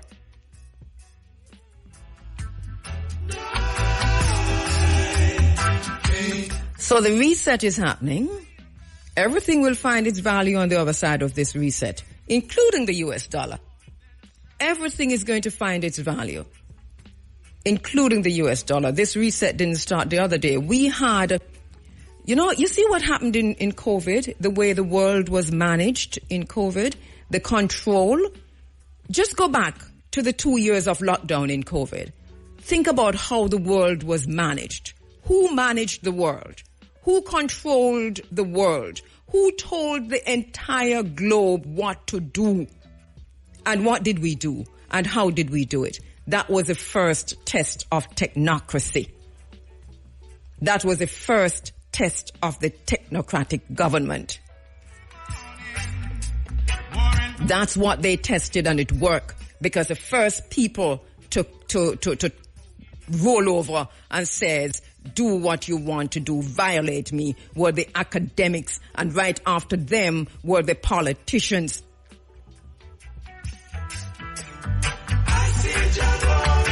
And who led that process? The technocrats. Where are the technocrats? All of the technocrats were on TV, they were on radio, they were on Zoom, they were in every single space, carrying the line of the transhumanists. and those who are about to bring us into a whole new world economic order and a new world order. It is going to happen because it has already happened. My thing is, how do we survive? What I hear coming from the government of Jamaica with the complicity of the opposition is merely to say that we're preparing ourselves to be slaves again. Slavery happened. It was possible. It can happen. As a matter of fact, it never really ended. And we'll talk about that when I'm going to start a new feature on this program called Echoes of Empire. It sounds weird, but it is what it is. You know, so everything is in place right now for us to be enslaved again. Do you remember the 2 years of lockdown in COVID? We could not buy nor sell without the number.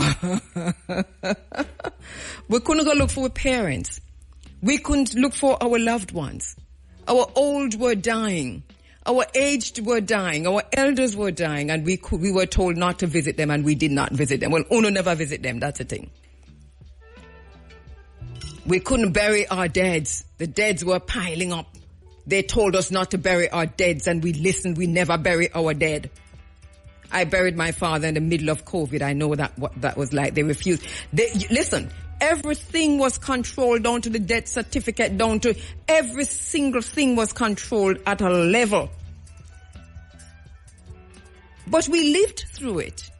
And a lot of us turned on each other. A lot of us, academics were on television talking about the pandemic of the unvaccinated. Academics were on TV and radio and Zoom talking about the pandemic of the unvaccinated. And we, the unvaccinated, were seen as persona non grata. They were spitting on us. They were trucking us out of buses. They were telling us that we couldn't enter them churches, them spaces, them banks. If you're going into a place that's owned by government, you have to show so you're vaccinated. So a lot of us stayed away from the government spaces. That is technocracy. That is a test. That was a test of a system that is going to be ruling the entire globe on the backside of this. So it is not about the tariffs. It never was about the tariffs.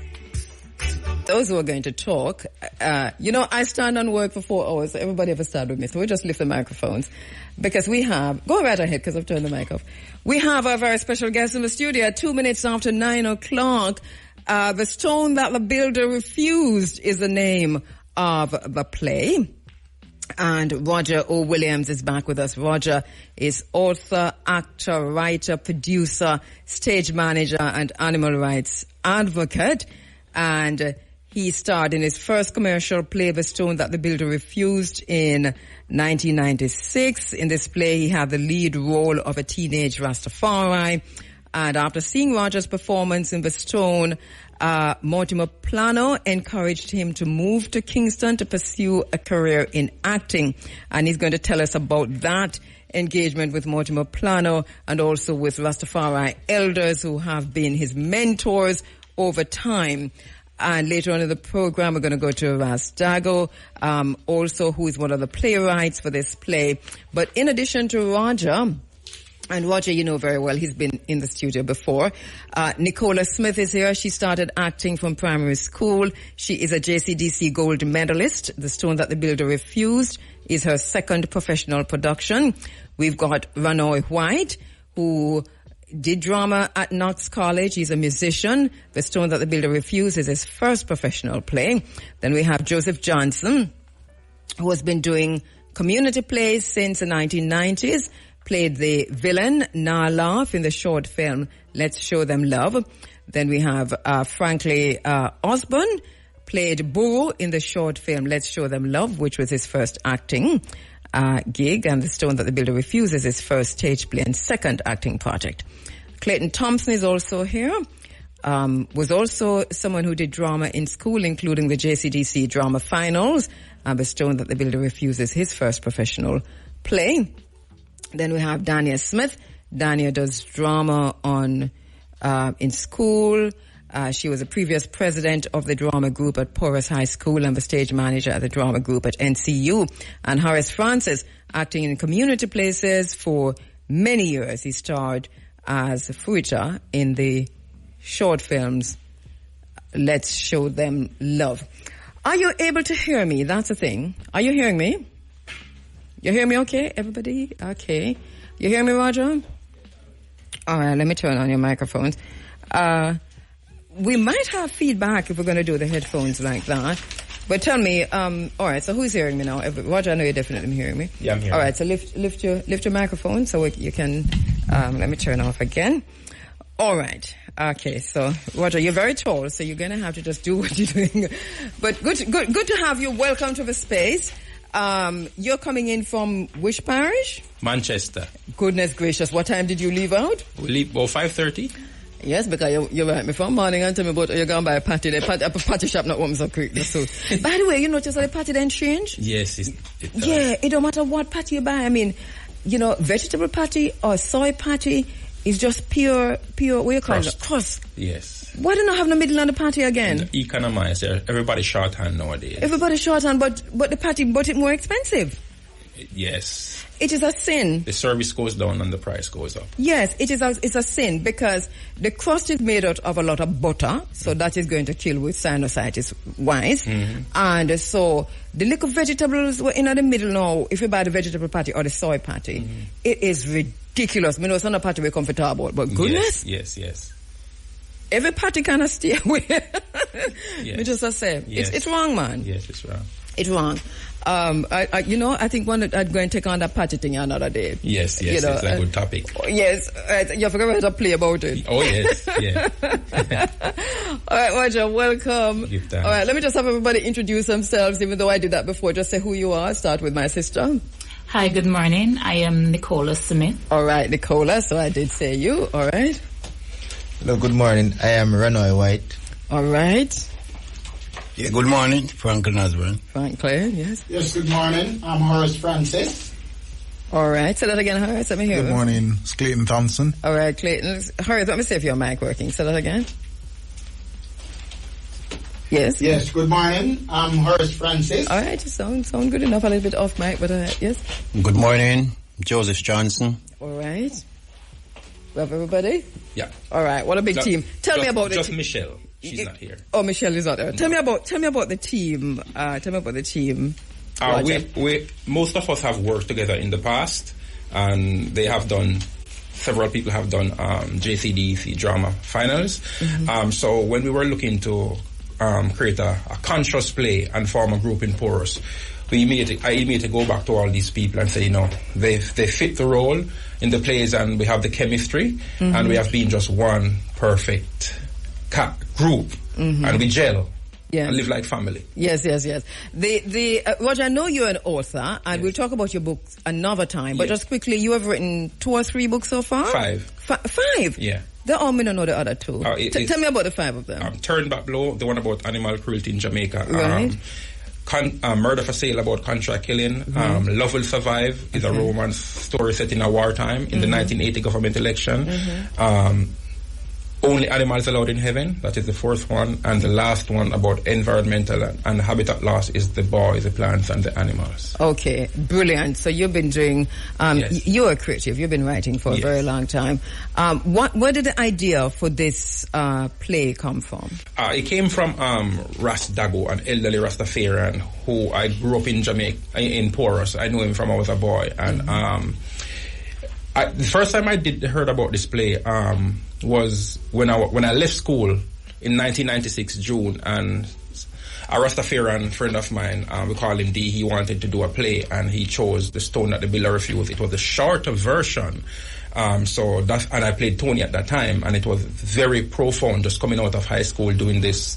But I realized about this play, it has this level of message that it's unique, and it's different from every other play that I've seen. And when I went back to Ras Dago, and he told me how the play comes along. This is his life story, and it was just a brilliant idea, brilliant script, and he co-wrote it at that time in the 80s with Barrington Timex Powell, another comedic writer in Porus. Yes. It's a bit different from this version. Mm-hmm. Yeah. Okay, so this is what that. All right. So, and just 1 minute.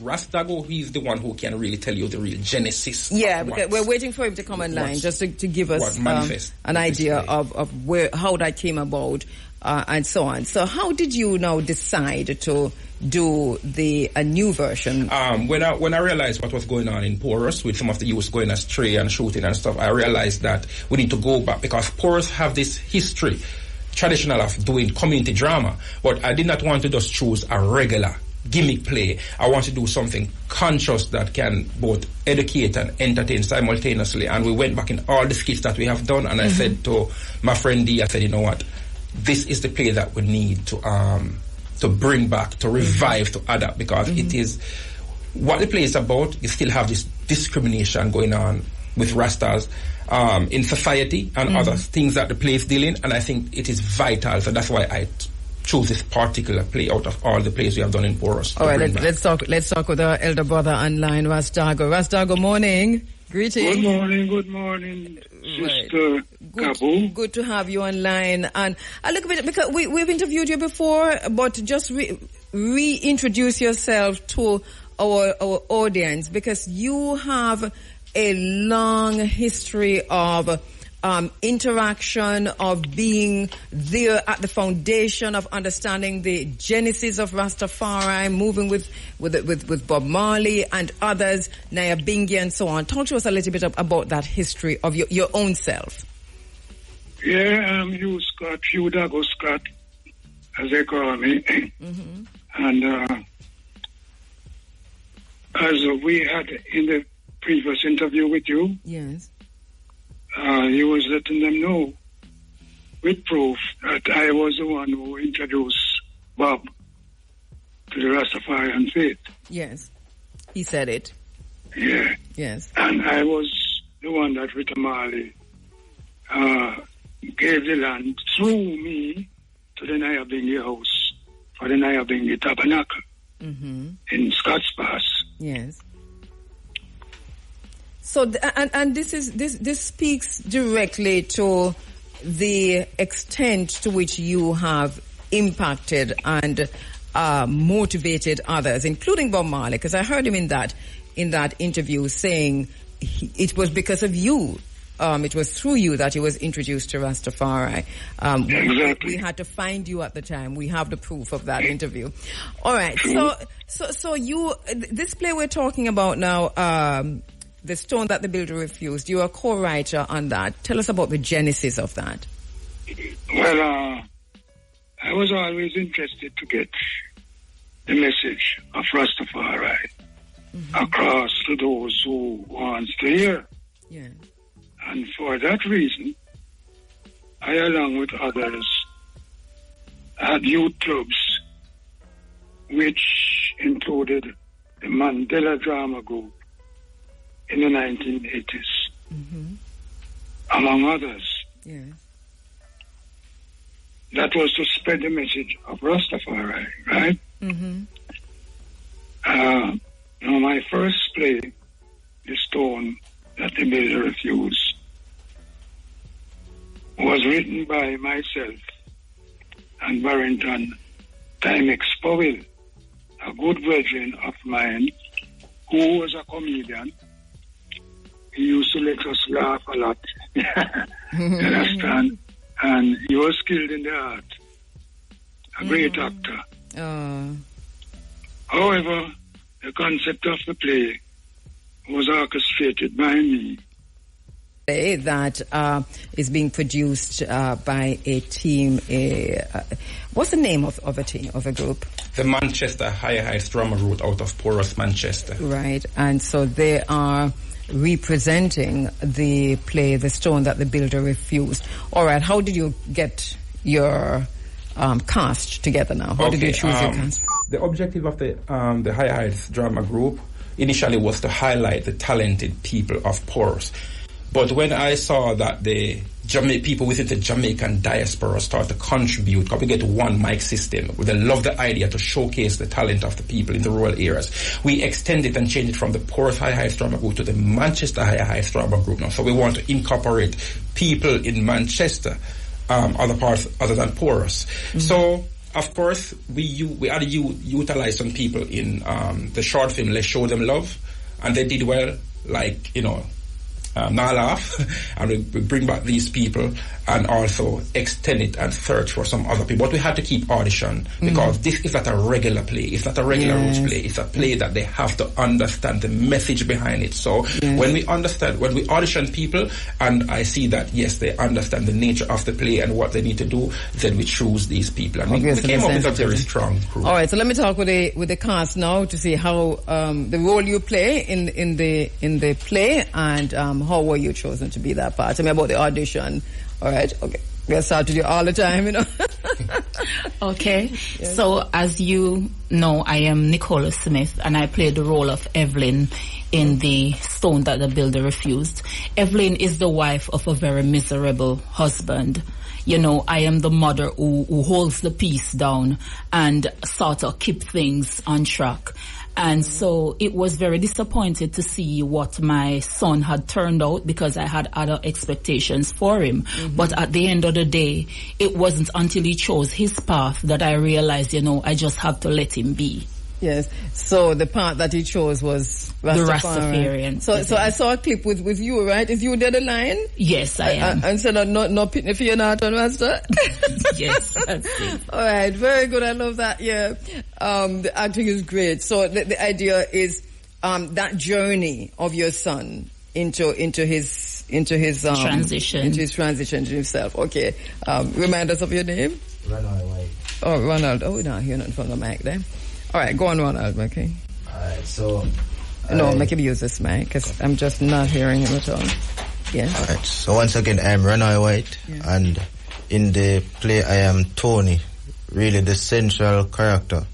Tony is 16 years old, and he discovered Rasta, through a person who he would have looked up to, a sort of a spiritual person, a spiritual figure that he, would have gotten to know, and, his figure would have shown him like certain things about the Rastafarian culture and so on. And, he chose that path. He decided, oh, all right, then what I'm learning in church is not the way I want to go in life. So he chose the Rasta path, and obviously his parents, especially his father, Uriah, never liked the idea, ran him out, and, it happened that he was actually the stone that the builder refused, as the title said. Well, Uriah there. Uriah there? Yeah, man. I mean, are you?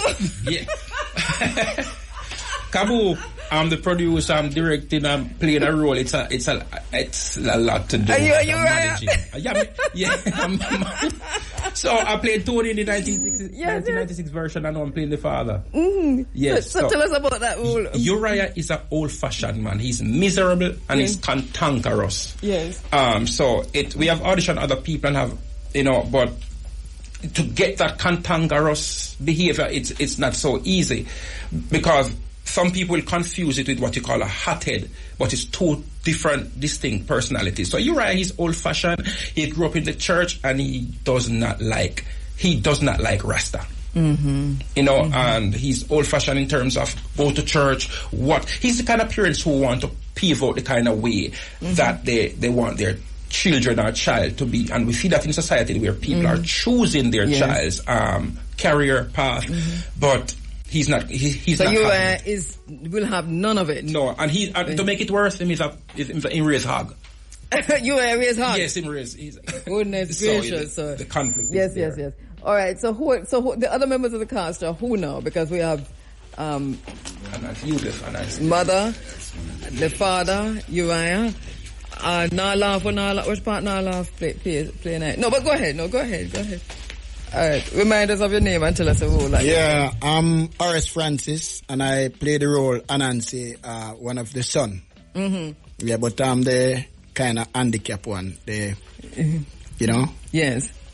But are you Rastafari too, or no? No. Okay, but what's your name in the play? Anansi. Okay, so is it like a true Anansi character, or? Yeah, most likely. So tell me something what you do. I'm the older brother. Mm-hmm. I'm the one who move around and, you know. You don't know. The one who move around, somebody and do what? Yeah, I'm the older brother, but I'm still kind of mentally challenged, you know. Okay, yeah. All right, okay, all right. So, okay, so keeping our suspense. Anyway, so you're the older brother. Yeah. And you love your brother, you love your little brother who now gonna turn Rasta? Yes. Okay, all right. We just want to find out a little bit more about the role of Anansi, you see? But me love food more. You love... All right, let me hear from the brothers. Yeah, this is Sarge. I'm a 50-year-old sergeant. Oh, so you're sergeant in the movie? Yeah, I'm a sergeant in the play. I play the role of keeping the peace. Right. Yeah, that's my deputy. Oh, so now laugh at deputy? Yeah, he's a squaddy. Okay. Yeah, so we both play the role of. So the terrorizing Rasta? Yeah, in the play we terrorize Rasta, keeping off weed off the street, and yes. You don't know a lot of. Yes. So squaddy, what going? I'm there. You still not laugh? Oh, you laugh now. Yeah. Actually. Right, so tell me about your role there, though. Okay. Speaking the microphone, yeah. Well, Joseph Johnson, as I stated before. Yes. Yeah, I'm just squaddy, stuck in one position for over 20 years. Oh, now I'm going away.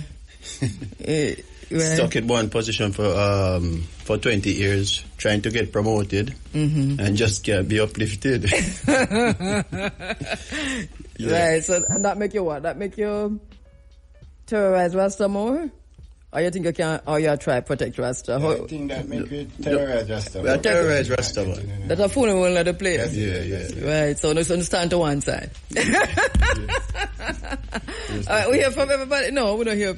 Yes, who this now? Alright. Remind us of your name. My name is Clayton Thompson. Otherwise called Pastor Sneaker in the play. Pastor what? Pastor Sneaker. Sneaker. Right. Okay. Sneaker in the play. So my role now, how should I put it now? Where's this young lady in the church, Michelle? Let's start with Michelle. Yeah, she's not here today. She's the one who likes Pastor Sneaker. Oh. And one of those things that unfortunately, but my role in the play is to let her know that, because I end up at her home. But my going there was to let her was to let her know that her little conception or what she had or felt, it won't work. Okay. Yeah, so it worked or it never worked? No, it won't work. It didn't work. So Pastor really serious? Yes, because I am the pastor of her parents' church, so it definitely could not work. So, So how that connect back to Tony? Yes, Roger. It's Tony Mother Church. And on my headphone that now, so please. So, as you can see, it's getting a little bit touchy. Yes. One of my brand, I specialize on thought-provoking things. Yes. And one thing a play needs, or any story needs what you call A story and a B story. And one thing the play did not have initially, it did not have a B story. So as a person who went to top acting school, yes, you cannot have one storyline running. Yes. So I decided, what issues should I drop in? And I decided to drop in the issue of older men attracting to younger girls, or younger girls attracting to older men. But we could go both ways. Yes. We could go the perverted ways, or we could go show from another side that sometimes these things is the young girls know what they are doing.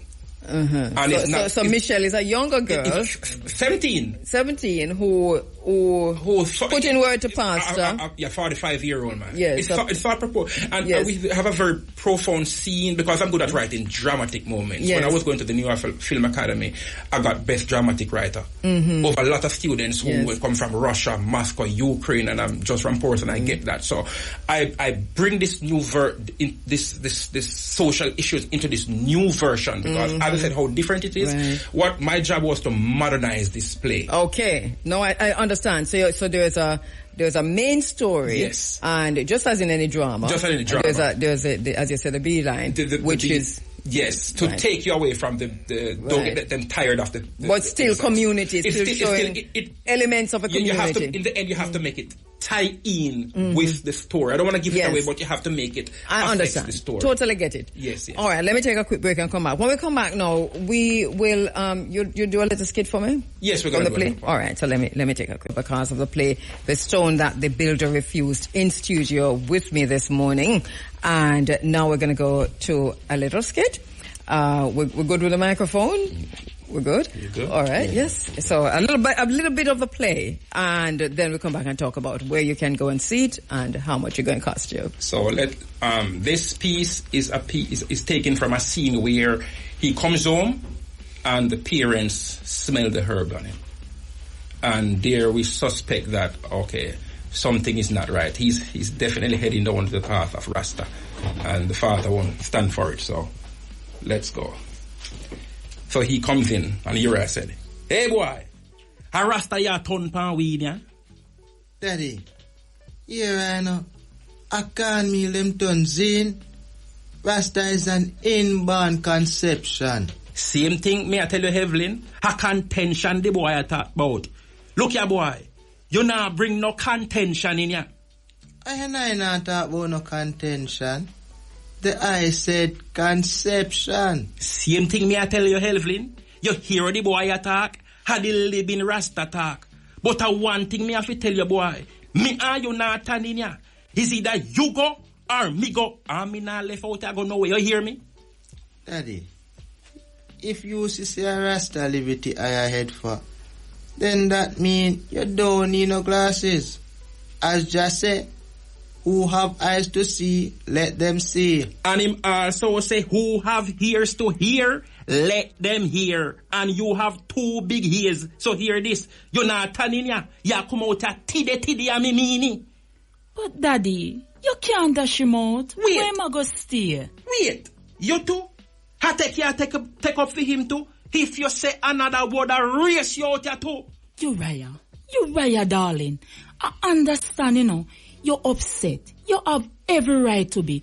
But don't you think flinging him out in the cold is a little bit too drastic?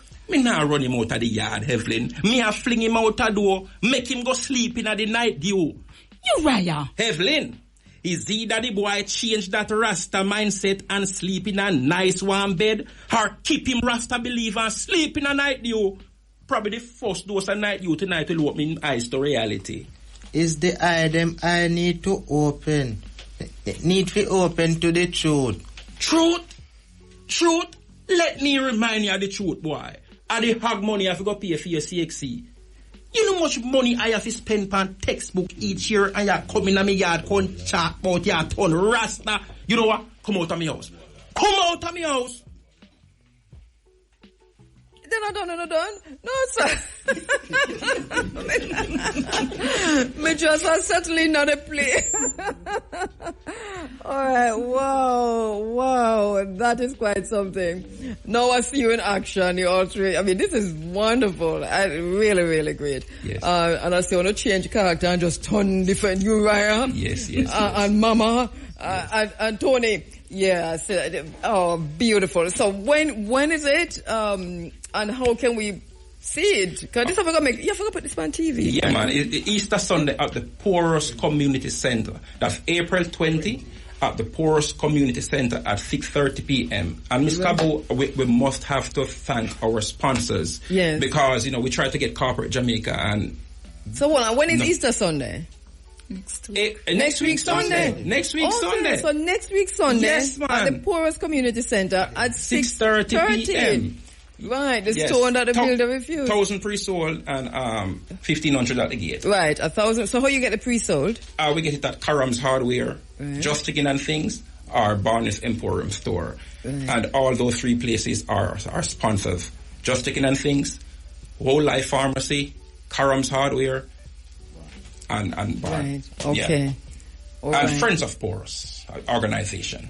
Right, we love it. Yes. Really, really. This is wonderful. Yes. This is, and I know, you were here before with another play, just to remind our listeners, and this had to do with the HIV, the topic of a short film that you wrote, which is HIV, which can be found on YouTube now. Let's Show Them Love. Let's Show Them Love. So if you go YouTube now, you can literally watch it, and it's really very, very good. And some of the actors in the play is in there. Yes, right. So who in there? Anansi's in there. Right, Anansi there. Nala. Yes. And myself. Yes. And Sarge. Right. Yes. Yes, I remember. Yes, ma'am. Right. Well, listen, it can only get better. I am so proud of you and the work that you continue to do. Yes. Multitasking like this. What do you do otherwise, all of you? Because I know, Roger, you don't even live here. No. You're living overseas. I'm doing this just to help my poorest community shine some light on Manchester. How important is that to you? Because I know, I see the work that you do, but I don't know if people are really picking up on how this is important to you, of giving back to the community. Yes, it is important because I want to be a role model for youth and for other people who migrate and not to forget their country. Because at the end of the day, this is our home, and children are the future. And if we can do projects or contribute to something that's going to keep them on the right path, because one thing I learned from Let's Show Them Love, you have people who have never acted before. When I give them a chance to play, like Franklin here, they discover a lot of people have hidden talents, but no one is investing in them. And we're not seeing any political representatives doing the job that they're supposed to do. So I take it up on my own and say, you know what, I'm going to use my own money and just shine a positive light. And we hope the Manchester High Heights Drama Group can encourage other people in ears to come in and do something. So can people come in and join the group? Or Yes, man, definitely. As I said, it was Porous, High Heights Drama Group, and when we see people reacting to it, we spread it to Manchester High Heights Drama Group. And I must thank the people within the Jamaican diaspora who contribute to us, the microphones and props and so, because they believe in us, and to see them believe even before the play has launched is a very good motivation for us. We get a good. And I know Porous has been in the news a lot in recent times. Yes. So how you manage for balance? Is it helping? One thing I have is persistence. I'm very persistent and strong determination. So even when the curfew was going on, I marked this place still and said, you know what, I know it. I hope when it lifts, it's going to happen. So the curfew is lifted now. Yes, curfew is lifted. And this is why we're thinking of Sunday coming. Which is next week Sunday. Easter Sunday, 6:30 at the venue again? Porous Community Center. All right. Yes. All right. Anybody want to say hello to anybody before we go? Because we're wrapping, So. Hello to all the fans out there, all the supporters, your listeners. Thank you for giving us the opportunity, and we hope people know that we have the highway, that Porous is not so far. True. Just come and support us, because it's a play with a message. Yes. What was it like for all of you acting in the play, though? Because you're going to be doing this live. And this is a one-off. It's one-off? No, man. We hope to tour the country and spread the message. But for Easter Sunday, it's one play only. One show only. We're going to take it from there. Right. What was it like for all of you? May I start with you, Nicola? Okay, for me, it's a bit difficult with work, being a mom and rehearsal, but in order for you to get something good out of something, you have to put in the effort. And I put in my 110 effort, because I see that, man, because that teaser you sent me, it's beautiful. It's well acted. Yes, so we can only go up from here. And we're looking for persons to just come on out, you know, enjoy the show with your family. And I think Roger had forgotten to say it is family oriented. You can even bring your baby. It is a clean roots place. So just gather the family, put them together and come out. So it's a family thing, and this is you're doing something with the entire family on Easter Sunday. This is the thing. After church in the morning, the play in the evening. Pastor, what was it like for you? Can you see me don't call you pastor, but that's how you go. For me it's microphone. For me it's a bit difficult because I I work in Kingston, and I recently moved back to Porus. Porus is my original home, but I lived in Kingston from about 17, but I still travel back and forth. But when Roger reached out to me and asked me, I said, wow, well, I decided to take it up. Yeah, so it is a commitment and a sacrifice. Yes, it's actually a sacrifice. Yes. Even though I'm really lacking sleep. Thank you for coming. Sleep in the car on the way back. I know you drive. No, not at all. All right, good. So you're good, man. Take a nap for come back. Good. Yeah. What was it like for you? Yeah. Oh, yeah, yes. Tony? Well, for me, it is not an easy road. It's a menace to the glamour and the glitter and the better rose. Being a young farmer, being also a musician, Tell me about the musician side of you. Well, I am mostly in the night industry. Okay. So, yeah, and I play at churches also and stuff like that. So sing one night song with me here. Repeat? Sing one night song with me here. Alright, I am a warrior, a Christian warrior. I know night song, that's everyday Sunday church song. Yeah, but alright. Robbie way from Baba me this come, Baba me this come, Baba show me this thing what you bring, Baba show me this thing what you bring. See there, a night song now. Yeah, and for me, you know, no road is not easy, but for Mr. Williams here, you don't know, we have to congratulate and know that he's opening a way for us, you understand? So sometimes it's rough, but we have to go through, because before the acting, I really do music. So I know that both of these things really have you out there and in, So why I choose for it, I mean, let's say it's me. So you give up the music? No, man, I wouldn't mind if I could do a song with you right now. What kind of music you do? I sing jazz, sing nice songs. Okay, go ahead, And this one would be for all the mothers now, for Mother's Day. Yeah, family song, yes, go ahead. Said I love you, yeah, mama. Thank you for the 9 months you carry me through. Need you, yeah, mama. Everything now I given to you, Lord. Well, mama, thank you for the 9 months. Yeah. And all of that, my mama still hunt. Well, mama ever keep it up front. She never tell her son fi bus gun. She never. Well, mama fingers them flash like lightning. And she no man no boss, but could never frightening. She tell her son and teach her daughters the right thing. Well, mama know you never head lightning. Aye. Yeah, man. We love it. Yeah, man. Beautiful. All right. And it's so, yes? Anansi. Use that one, Anansi, because this other one not. Yeah, well, I'm a shopkeeper and a DJ also, So, it take a lot of time, There's something enough to make you do the DJ, sir. No. Don't even try. No, give him the man. It's allow him. It's something to allow him. Why Anansi the man? I'm something to allow you, Me don't know what to do, Me have to go allow you. All right. Burn a one fire. No, Roger. You something to allow him, sir? No, it clean? Yes, of course. Everything up? Yes, man. You can't step on radio? Yes, radio friendly, Radio friendly. Yeah. All right, Anansi. Well, you see this song is about the AIDS thing, It goes like this.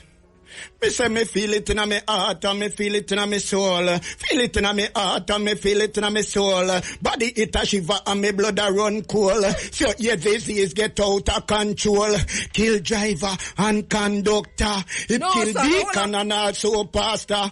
Kill policeman, no mention the soldier. It kill ballad and also rasta. This a no joke, neither no drama. In a Kingston, Spanish Town to Old Harbor. St. Catherine, St. Anne and over. The AIDS business, me say it's serious, AIDS a run race like Cara Dover. Every now and every day and next one to do.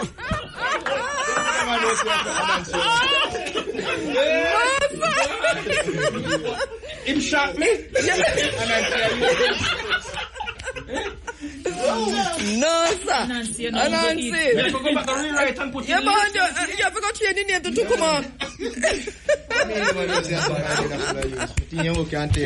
Got a lot more. No, we love it. We love it. Yeah, we love it. I'm covered. Yeah. So yes, all right. So any more DJ now? One thing may I say? Yes. It's nice meeting you. Yes, my brother. It's a long while I've been listening. Give thanks. Your program is running Africa. Give thanks. I've been lit for real, I'm telling you. Yeah, nice give thanks, my meeting brother. Give thanks. You know, my uncle must do. You want to say something now? Yeah, well, we give thanks to the opportunity, you know? Yeah. And respect. All right. Lot of Look love. here, man. Safe travel back. Take it easy upon the gravel as you go. You head to Porus, because you don't know it go. Not stop on no more party shop. Right? Just go through. All right. Thank you so much. Thank you so much. Thank you very And much. once again, just to say that the play, The Stone That the Builder Refused, is going to be live on stage at Forest Community Center, 6:30, 28th. All right. That is Sunday, I come, 6:30. Yeah. Roger, you'll be back shortly because we're reading. We have to discuss the boys. Yes, we have it. Yeah. So we have a lot of things to talk about with Roger. All right. Thank you so much. Thank you so much. Much appreciated. We love it. The Porus Community Center is a place to be. Next week, Sunday at 6:30. You hear them bad door. Many multi-talented one here, you know. Serious thing. All right. So let's do this. All. And I probably don't know how to put it into words, but I'm sure you can do much better than me. Like, this is a Vybz Kartel dancehall. The Beanie Man, Buju Banton, Vybz Kartel's kind of dancehall, which is not what we're hearing now. You would probably say the 90s dancehall. The 90s dancehall, but also with a very modern, contemporary feel to it. Not the sound, but how it's presenting itself. What are you referring to? What we saw last night. Oh, what we saw last night, okay. Right, but remember now, we were saying, well, not we, but generally, I think the thing is, so the Jamaican music not breaking through. So is it a matter of, it's the ethnic market that is gone through, but not necessarily the global market, or is Kartel making him way to the global situation, global status? I think he's transitioning there at some point, because what happened is that when... Bring the microphone to you, Pinky. I think when Kartel left the space and the beanies and the bounties got a little bit overplayed, you might say, being in the space for so long, I think the populace was asking for something new. And they got it, but certainly not what they expected. And as a result of that, it is like buyer's remorse, if you're asking me. They are saying, boy, give me back the whole thing, because the new thing now work. Because we had a whole lot of dancehall artists who really make it big in Jamaica in between that time. But to see what's happening on the... Right, that's what I'm saying. International persons were demanding a changing of the guard, so you speak. So it came with a different sound. New, not only sound, but they wanted new faces to be representing the genre. And as I said, they got it. But they certainly didn't live up to the expectation of the buyer. What is it about Kartel that or is it that him seemed to just come back and fit into a vacancy? It's almost like a vacancy that wasn't there, but somehow you see him now and you say, oh, so, but it was there? It has to do with the genius of the man, to be quite honest with you. It is somebody who understands the space. He is very gifted and certainly can fill the void. And he has been doing that. Yeah, you know, I'm not necessarily sold on that. Yeah, but what else would you chalk it up to? Is it marketing? Is it luck? What else is it? Because what is undeniable is that the space is there, and he's been working it, and the people are lapping it up. So are they moving with, well, obviously marketing is a big part of it. Yeah, but you might not the only one who marketed. I do believe that, and as I said to you, seconds ago, that he understands the space. And if you understand the space very well, it is just left up to you how to market it. Yeah, there is certainly... That is the first rule of marketing, is to understand the space. There's certainly that. There's certainly, whether it's, well, obviously with whatever he has, because, yeah, you're right, he was always a genius, he remains a genius. You don't feel like him, it is just what it is. So, the music is one thing, and, but the way, what I saw last night, it's phenomenal. How many people in that place? It certainly can hold in the teens of thousands, I would believe. It's a whole heap. And that, and that was all about him. But then there was another thing I saw with the people around him, like the other artists who were on stage. It's like, you couldn't go wrong. I mean, you picked the right people.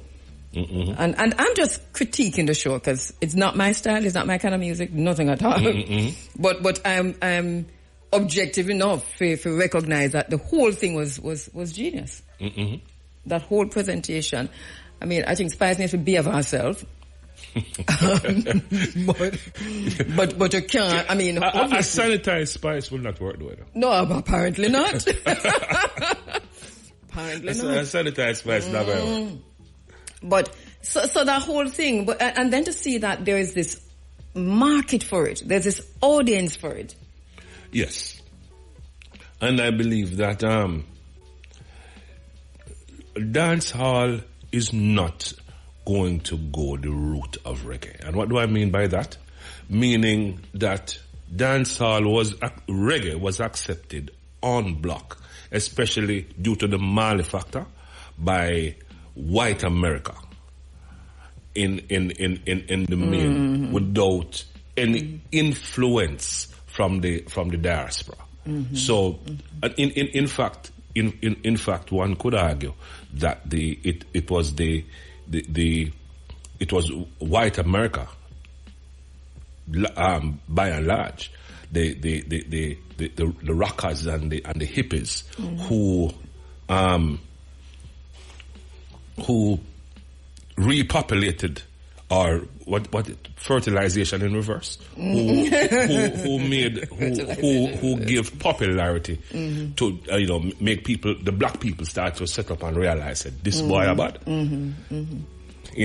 I don't think. But you said dancehall is a whole different. Yeah, man, dancehall I don't believe is going to go to that route. I believe it is going to be the acceptance of the diaspora, of the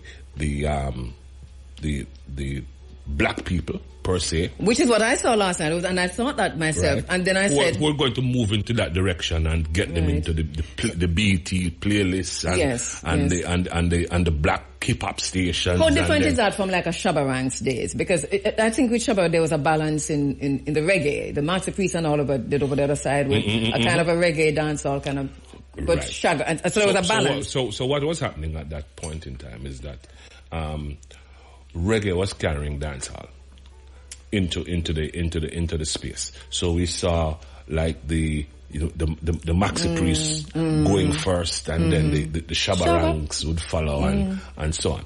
I believe it's kind of a different approach now. Right, dancehall is carrying itself. It's carrying itself. And reggae is absent. And yes, and I'm hoping that what I'm seeing under my microscope is a reality, because I am seeing, as I say, under my microscope, when I look at the invisible parts, the parts that are not common to the naked eye, I see a reggae revival. Okay. I see a reggae outside of a Chronics. You see, and because I'm thinking, if Kartel can come back and command the dancehall space, then Chronics is. That's what I'm saying. And I said it is not visible to the naked eye at this point, but I am seeing it in the distant future. Not distant future. I'm just seeing it afar away. On the horizon, on the horizon, that it is coming to. And I was saying to somebody the other day that reggae and dancehall is a marriage. If dancehall comes back, ultimately I believe that reggae is going to have a serious revival as well, because they go hand in hand. I believe that, because one of the things that I have noticed is that with the absence of traditional dancehall, traditional reggae is nowhere. So I believe because them don't work together, right? How do you play Protege and Connix and then segue to Jamal and Valiant and Valiant and the rest of them? So it is a funny mix. So but when you have Vybz Kartel and a Bounty Killer and a Beanie Man leading the charge in the traditional charge, it is easy to play a Chris Martin and a Romein. True. I see the point you're making. I totally get it. Yes, I see it. So I believe that with the resurgence of dancehall, we will also see a resurgence of and what we see Buju, and remember, Buju Banton is a wild card because he's a dancehall artist, but he's also reggae. And that's the problem I have with people who try to narrow the music and put it into a box. Buju is just a Jamaican artist. Right. And a brilliant one too. Right. And, trying to box him, and I think he would be against it too. Trying to box him in and call him reggae and then call him dancehall or whatever it is. I don't believe that. Artist, you are your music. He does both very well, actually. Whatever, wherever, on wherever you place him, he does well. And I think that is what he is. He's an artist. And also one with a social conscience. So, and he's out there massive on the stage. He is. So I wonder if he's a balance to Vybz Kartel, which we haven't looked at really. Not necessarily a balance. I just believe that... or the compliment then. I mean, reggae dancehall and together out there. No, of course. Of course. And we just need to be sending out our army like that to be just effective. We sit here splitting hairs about who are the king and them nonsense. We just need to be just sending out people to go mash up the place and come home and spread the word. Yeah, they mash up the place last night as well. Mash up bad. And then and what I really liked was that Buju Banton was there, and you literally see that interaction there between him and Kartel, and he was just backstage and he was just doing a thing that I thought was beautiful. Yeah, as I said, I didn't see it, but I'm getting good reports of what happened, and I'm happy. Yes, I think the reports are good. That you're getting that. It's good that you're getting good reports. All right, Mr. Begay, this is how we say goodbye. Thank you so much. Anything we need to say before we go? No. You're getting kite for Easter? Or you're getting bun for Easter? I don't know. Miss Birdie Bun. So Miss Birdie have a bun that is really... Miss Birdie Bun? I can't say I remember. Miss Birdie Bun having a whole heap of raisin and a whole heap of fruits, like when they look on you say red, green and gold and black. Yeah, man, all over Miss Birdie. It's a Rasta bun, Miss Birdie. It's a Rasta bun. So Miss Birdie Bun is really nice. So yes, I think I'm going to get Miss Birdie Bun, but what about the cheese? Because if we can't open we don't eat cheese, but if we can't open the cheese tin, how it all go? No, I'm not a cheese person either. My skin condition don't tolerate. Yeah, my whole, lactose intolerance don't allow it. But the point though is, they really need to do something about the cheese tin. You haven't seen it in a while, have you? What? The tasty cheese tin, man. Yes, man. No, it was always hard to get the cheese out. Then I can't put a little thing on it like where you have pan bully beef and you just pull it up. Not bully beef. But even bully beef and you just screw it on. But yeah, them have new bully beef now. I mean, I don't eat bully beef. The body not gonna lick me down. I don't buy bully beef. I don't eat bully beef. But I know those things are out there. Right. You just pull up. You wonder if it's a scientific thing. As an engineer, you should know that. No. I'm not an engineer, and neither do I eat bully beef. So, it's a double jeopardy for me. Tin bomb then. Tin bomb. Yeah.